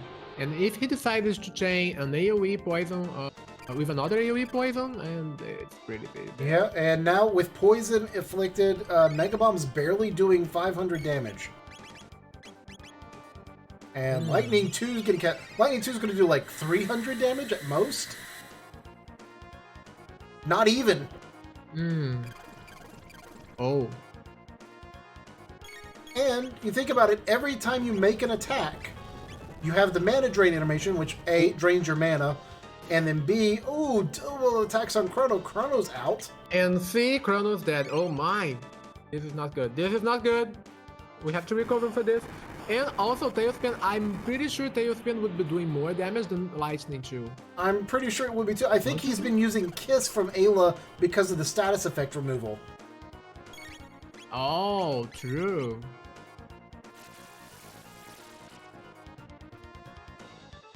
Okay, now Luca's asleep.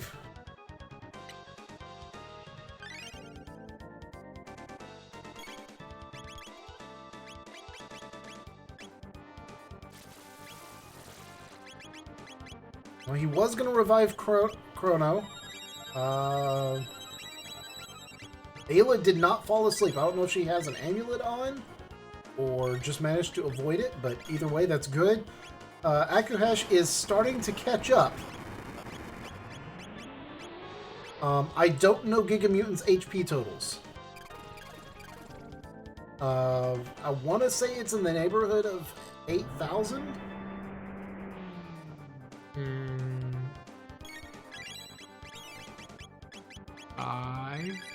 Not 5. I'm not sure as well. Luca almost gets one shot. We've seen, I think, Luca. 6 Mega Bombs, so that's roughly 3,500 damage.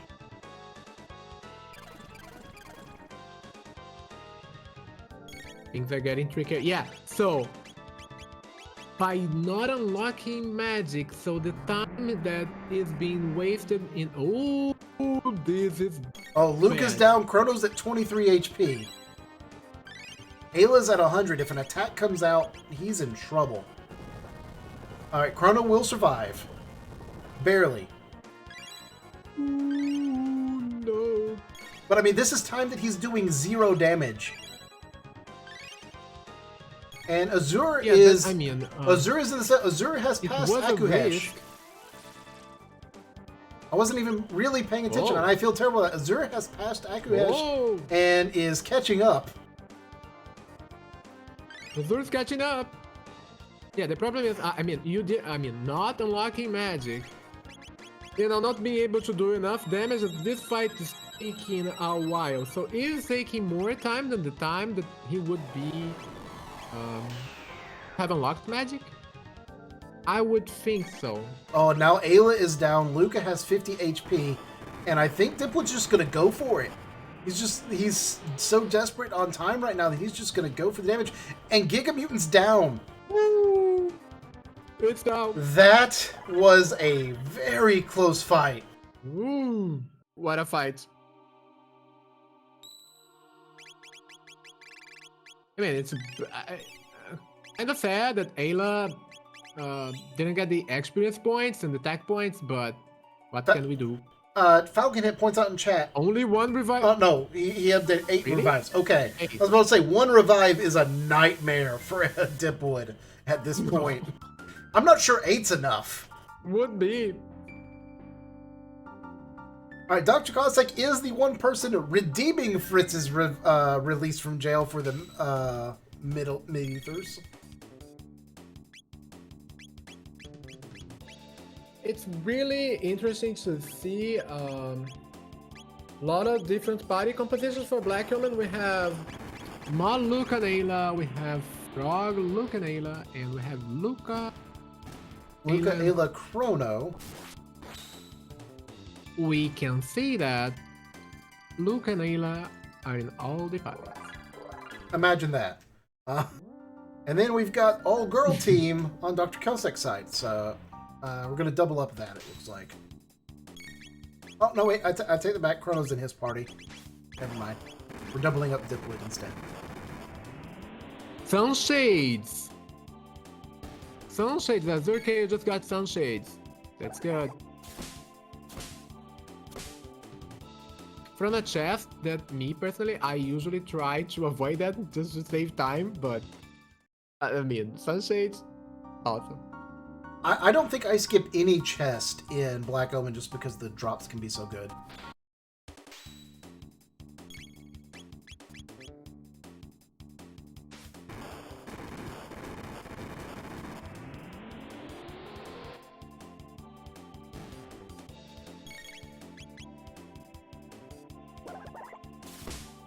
So we know that Dipwood is kind of low in revives. He came in with like 99 ethers, so I don't think ethers are going to be a problem. I wonder how many mid tonics he has left. Full tonics. A lot. Never mind. We're good. 48. He is good. That's a lot. That's a lot. Yes. He's still got 80 ether, so now he's good on consumables. Decided not to do the bad skip. Oh, and Cossack has changed his party. We have the OG trio on the bottom right. So 4 different parties going into Black Omen. If this is not a sign that Cecil has hit the spot with balance and making all parties viable, I don't know what is. Yeah, it's an amazing sign. I really enjoy this. I mean, yes, Ayla is in 3 of the 4 and Luca's in all 4, but still. Okay, Azure is about to start. Well, I thought that was the teleporter into the boss room now. He is close to starting his mutant fight. So, Azure is 3 minutes behind Dipwood. akuheish is probably about 5 minutes behind. Cossack's probably in the neighborhood of 7 to 10 minutes. But Azure and akuheish both have flare available for their fights against the mutants. Sunshades and flare. This is going to be faster. I don't know if it's enough for AzureCale to recover from the other time loss. And Kalarse, our tracker, has pointed out that Chocosura, who is playing the same seed, just not on stream with us tonight, is running Frog Ayla Marl. So, 5 different combinations in Black Omen.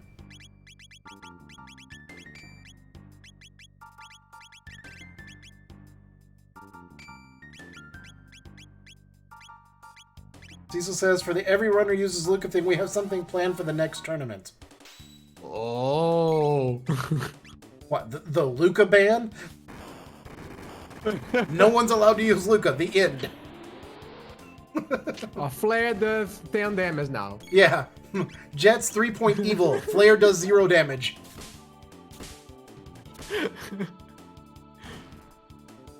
Oh, no, I'm kind of excited now. All right, so Dipwood is getting ready for the second We mutant can't fight. flare. We won't be able to flare all the things. Yeah, so second mutant fight coming up. Before Jets 3.0, I would say this is the easier of the 2 mutant fights. But with the changes, I don't know that that's true anymore. No, I don't think it is. I don't think it is. This fight can be tricky.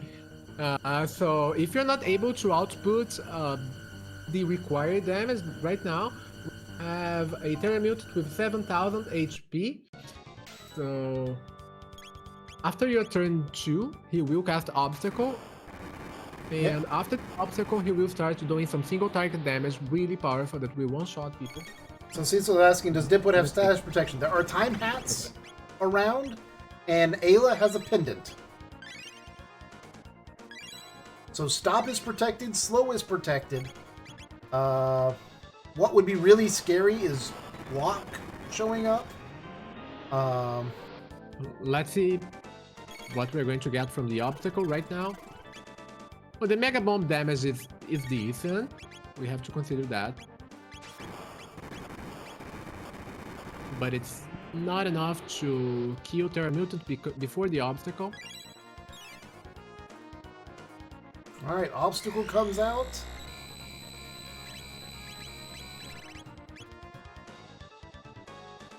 And Obstacle appears to be slow. You've got Ayla for Kiss to remove slow, so Obstacle's not a real impediment to doing damage. AzureCale is... AzureCale just finished up his mutant fight. So that was a much quicker mutant fight than what Dipwood had, so There's a lot of time saved.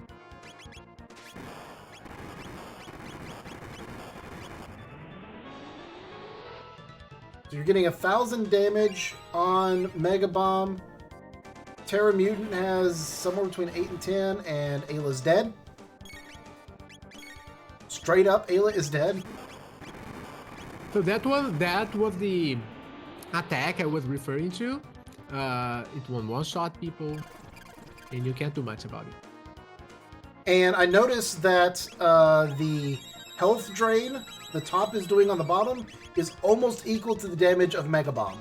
So basically, every time it heals itself, it draws, it takes an extra turn, and now Luca is dead. The second one shot, and then after this attack, he will do the AoE fire attack again. And so that would probably be the cycle. The AoE fire attack will kill Ayla at this point. And Luca, for that matter.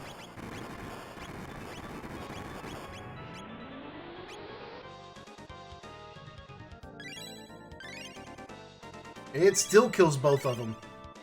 And now Luca's safe. Luca might survive but now. But Ayla probably dies. No! Ayla survives with she 50 has the HP. Taban suit on Yeah, for ultimate fire protection. Yeah, so Luca's got the Taban suit. So Luca's fine from fire damage. Ayla almost died. And now we're spending... This is costing a lot of time. Yeah, we're spending a lot of time healing up. Ayla's dead. Again. No. Oh. 48 health drain? Really? Oh. What? Alright, Terra Mutant's down. Dead.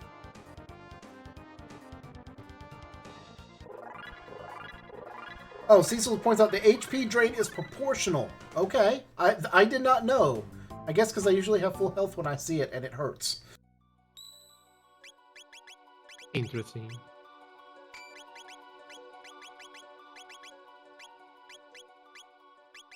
So, with the two mutants down, Dipwood's actually in a good spot because the two remaining big fights are Lavos, Elder Lavospawn and Zeal. The fight against Mammon Machine might be scary.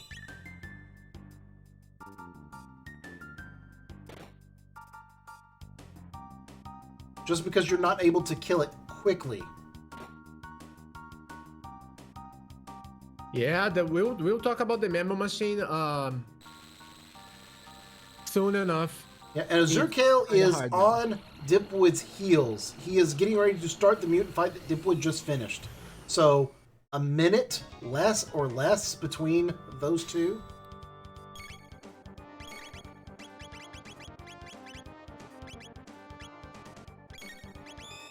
Yeah, let's hope AzureCale can nail this fight. I think his reward for getting through the other two fights is that this one is going to be pretty easy. At least in comparison. Yeah, he has the ruby armor, a Taban suit, and maybe isn't there a red vest somewhere for Ayla? People had red vest, but I think a lot of people have sold it off. They sold them. Yeah, I do like to use fire protection for this Terra Mutant fight.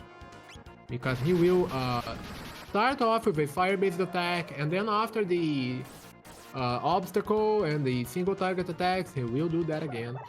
So it's always good to have some fire protection on for this fight.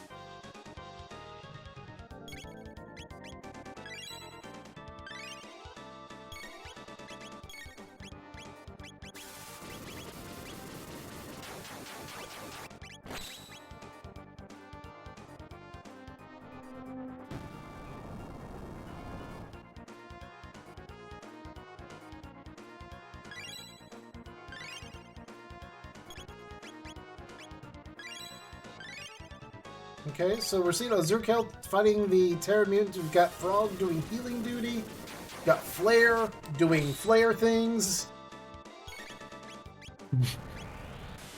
Flare doing 1,600 damage, so 50% more damage than Mega Bomb was doing. Oh. and he's filtering in Tailspin for another 800 damage. So Azure has effectively 1,200 more damage. Yeah, the Tailspin strategy is really good because it deals a lot more damage now. And you can get away with that because Frog has an AoE heal. And I think everyone in Azure's party is wearing a time hat, so no slows.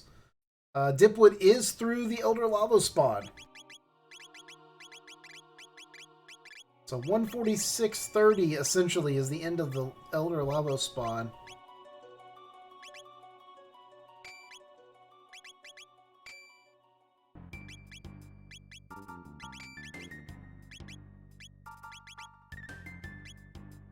Alright, Dipwood is setting up his gear for the fight against Zeal. Got a blue mail and a dark helm on Chrono. That's probably fine. I would think that you drop the Tabin suit at this point in favor of a black mail. Just because, I mean, the 3 speed, nice, but not drastically needed, I don't think.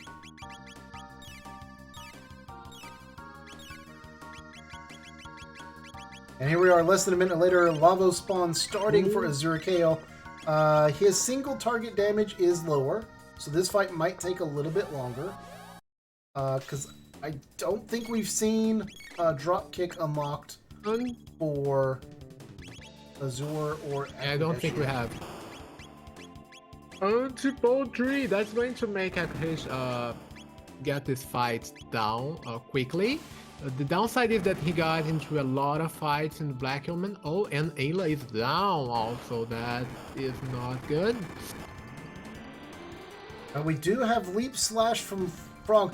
This is Leap Slash with Hero Metal equipped. 1,500 damage. That's near triple kick territory.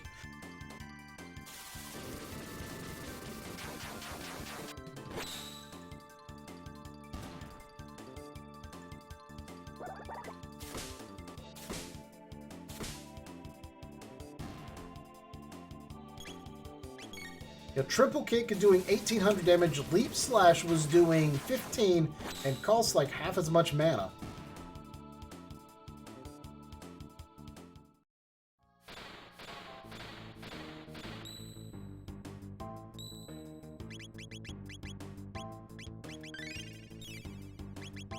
Yeah, things are not going well for Akuheish in this fight against the Giga Mutant. Ayla's down because that low HP. Yeah, Luca was down earlier, just kind of cycling through, but he's got the higher damage, and there goes the mutant. Just as soon as we say it's not going well, it's done. Nice. Yeah, the downside, Ayla not getting the experience points and the tech points again, but oh well. You have triple kick. You don't care. GG's to Chocosura. He is done. It's the one of the races that's not being restreamed today. He just finished the seed. GG's to Chocosura.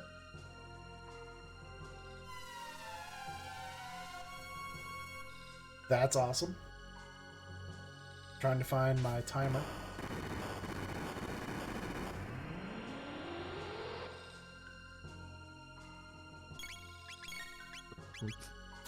Yeah, 148.56 for Chocosura.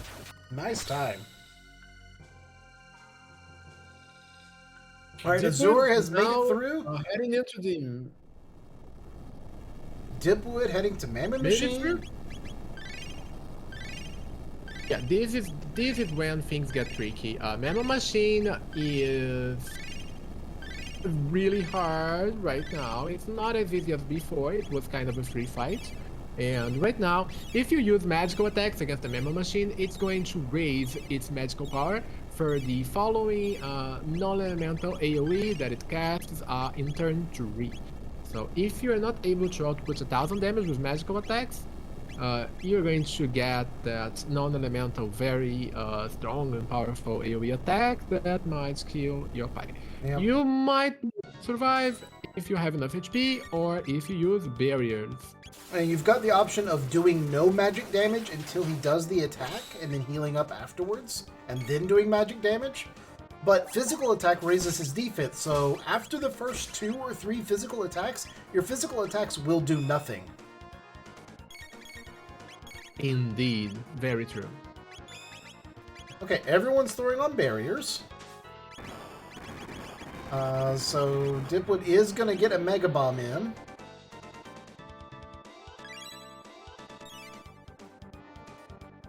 Worth noting that Frog can also absorb the energy that the Memo Machine absorbed by directly attacking either the Maximun or the Grand Leon. Wow. And we can actually avoid that attack? Completely? My. That means AzureCale has got an Making easier Frog run better. because he's got, oh no, he doesn't have Grand Leon, never mind. But I don't think he will attack with Frog. Oh, you can't avoid it. Okay. Yeah. But he wouldn't have it anyway because he doesn't have Grand Leon or Masamare. Just lower it to intended levels. Yeah, that's an alternative. No one has the Maximun or the Grand Leon. That's good to note.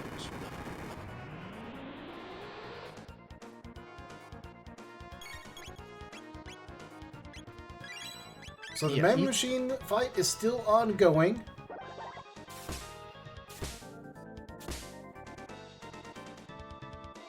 Ooh, Oh, Point Flare! Starting. Point That's Flare. one dead Single Chrono. target. Really powerful. Fire attack. And AzureCale is saying, I'm going to kill it before it does its attack. He is going all out on damage. And Point Flare on Luca is the ideal scenario because of the sad Taban suit.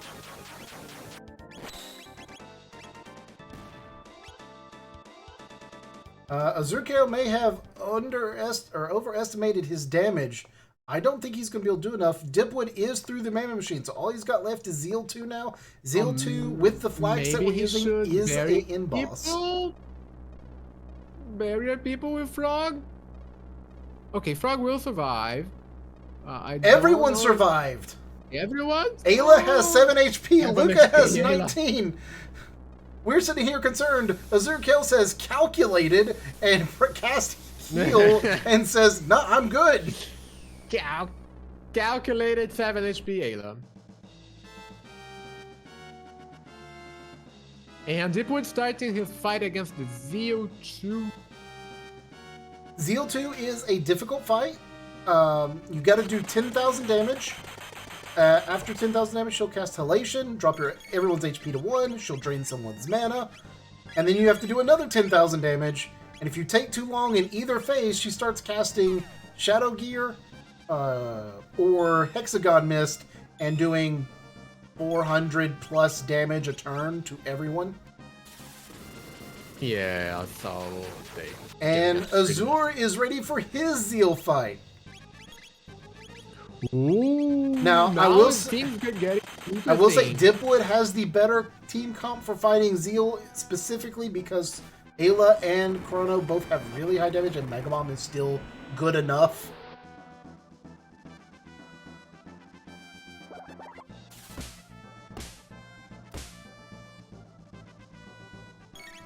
Okay. Let's see.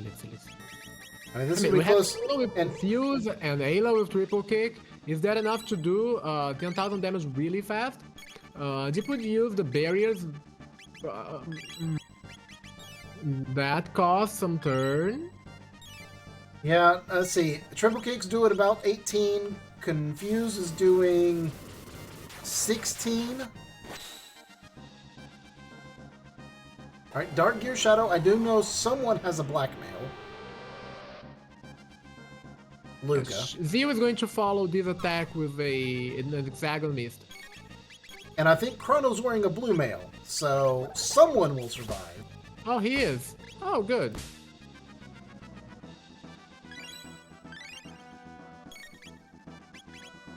Oh, and a party wipe on Dr. Cossack. Oh! That's not good. I hope there was a save nearby. Here's the Hexagon Mist coming in.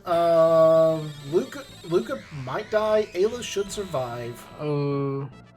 Because this is the pre-Halation Hexagon. Yeah.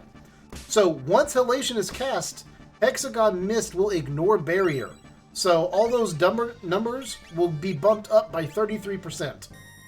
So basically, Hexagon Mist after 10,000 damage is a one-hit kill on both Luca and Ayla.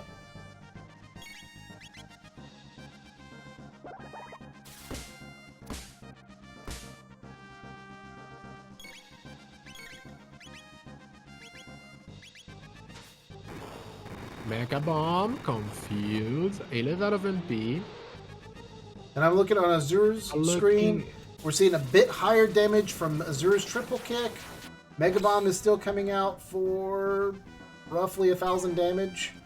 I'm surprised to not see Red Pin. Is Red Pin a multi-target attack?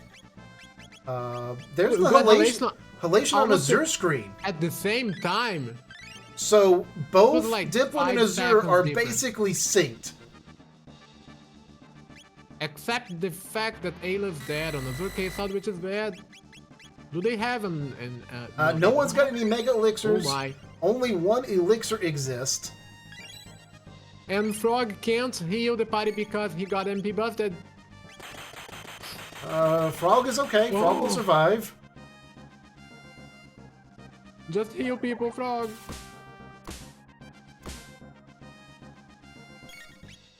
This is tight.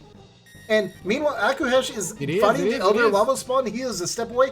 I mean, Dipwood and Azure could both die. And akuheish could still come back in.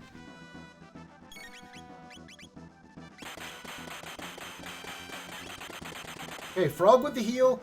AzureCale is going to be fine, I think. Ayla is dead on Dipwood's side. Someone is out of mana. Luca is out of mana.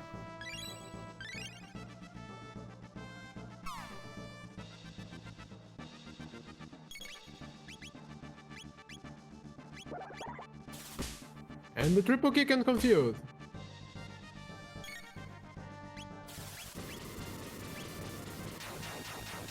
Alright, so Confuse is putting out 1,200 damage. Leap Slash was putting out 15, I think, earlier.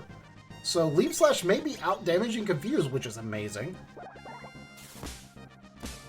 Oh. And there, Dipwood is done. Frog. GG, Dipwood. Done. GG, Dipwood. Congratulations.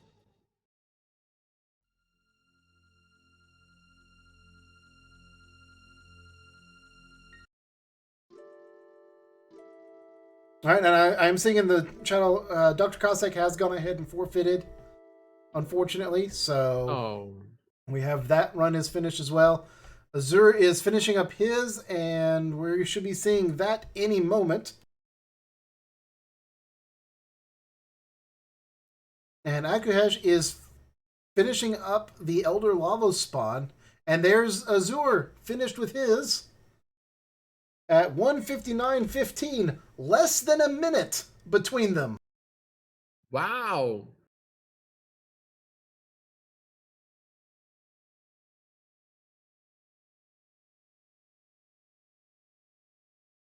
Ignore the ads for chickens. So, I mean, we can't see the times because the streams are in the way, but less than 1 minute between Dipwood and Azure.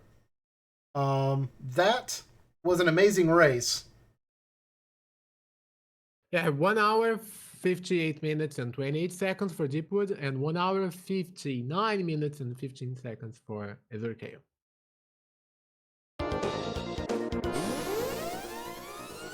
Yeah, GG, AzureCale. Congratulations to both of the runners.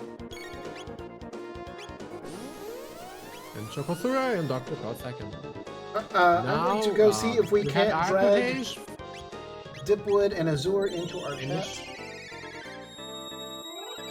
Trying to go and finish off his fight against Lava Spawn with Ayla and Luca dead, but Mal is there to revive everyone.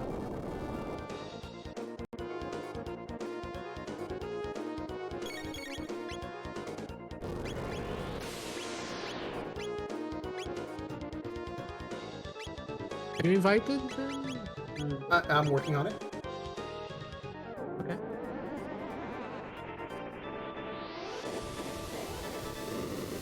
Yeah, things are not good for. Oh my, a flare!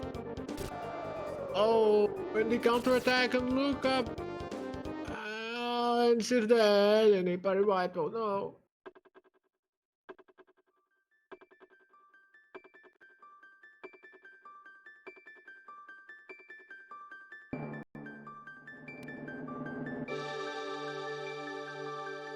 You'll continue?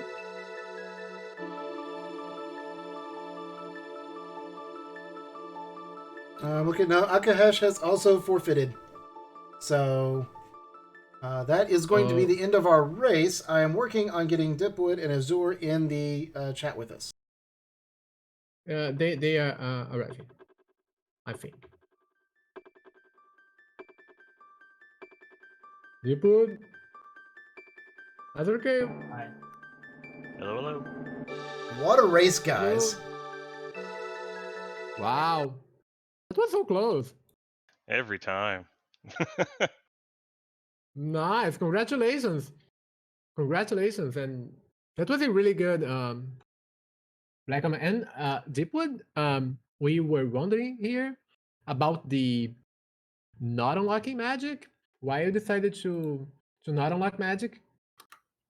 I mean, I'd have to go through factory, right?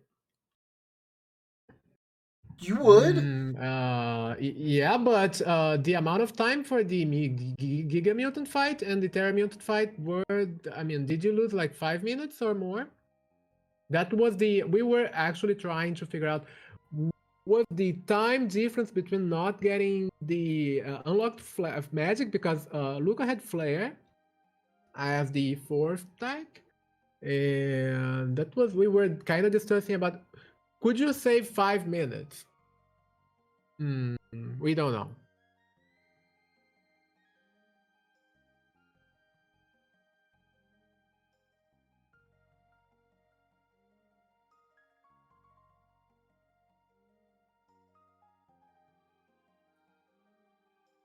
Yeah, I mean, I probably should have unlocked it. Yeah, there was a pretty big debate in my head of whether or not to do it, but I wasn't happy with the text I had.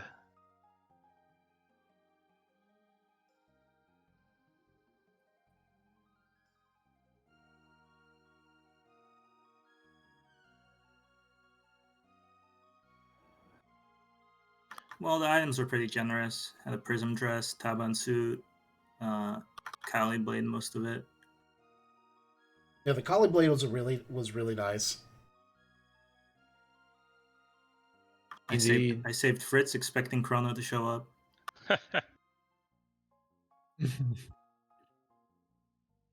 I did.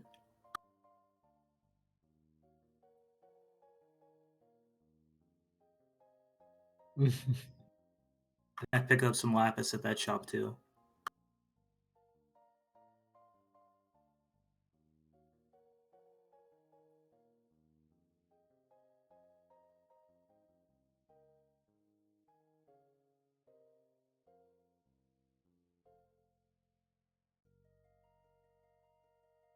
Yeah, and you managed to finish all the fights in the Black Omen without unlocking magic, with very limited attacks. That was amazing. We really enjoyed to watch that. Yeah, looking forward to watching that one back. I just figured I had Confuse, I had Triple Kick. Mega Bomb isn't that much worse than Flare. I didn't think it would be that slow though. Looks like it was. All right, well, I think that's going to wrap it up for tonight. Yeah. This was a really good race, and I mean, if you can, yeah, follow Jets of Time. Follow all the runners. We'll be having a lot of events. Yeah, and all the runners. And thanks to you guys for being part of the very first race on the new Jets of Time channel. So hopefully we'll be having a lot more stuff here every week. If you're interested in being involved in the restreaming or commentating or tracking, please let us know because we need more restreamers and commentators. Yeah, thank you all. I'm really glad to be able to help and commentate with this seed. And for this those of you very who are new inaugural to the race. Jets community, welcome. Thanks for coming by. Because I know I've seen some new names pop up. Come visit the Discord. Come play along. Come learn with us as we learn 3.0. Yeah, a lot of good things in 3.0. A lot of new strategies. Some harder bosses. It's really amazing. Great new flags. Tons of fun. So hope everyone has a good night. We will be back next week, roughly around the same time, I think, to do another race, probably a little bit different than this one. I would expect that we might see Boss Randomizer make an appearance.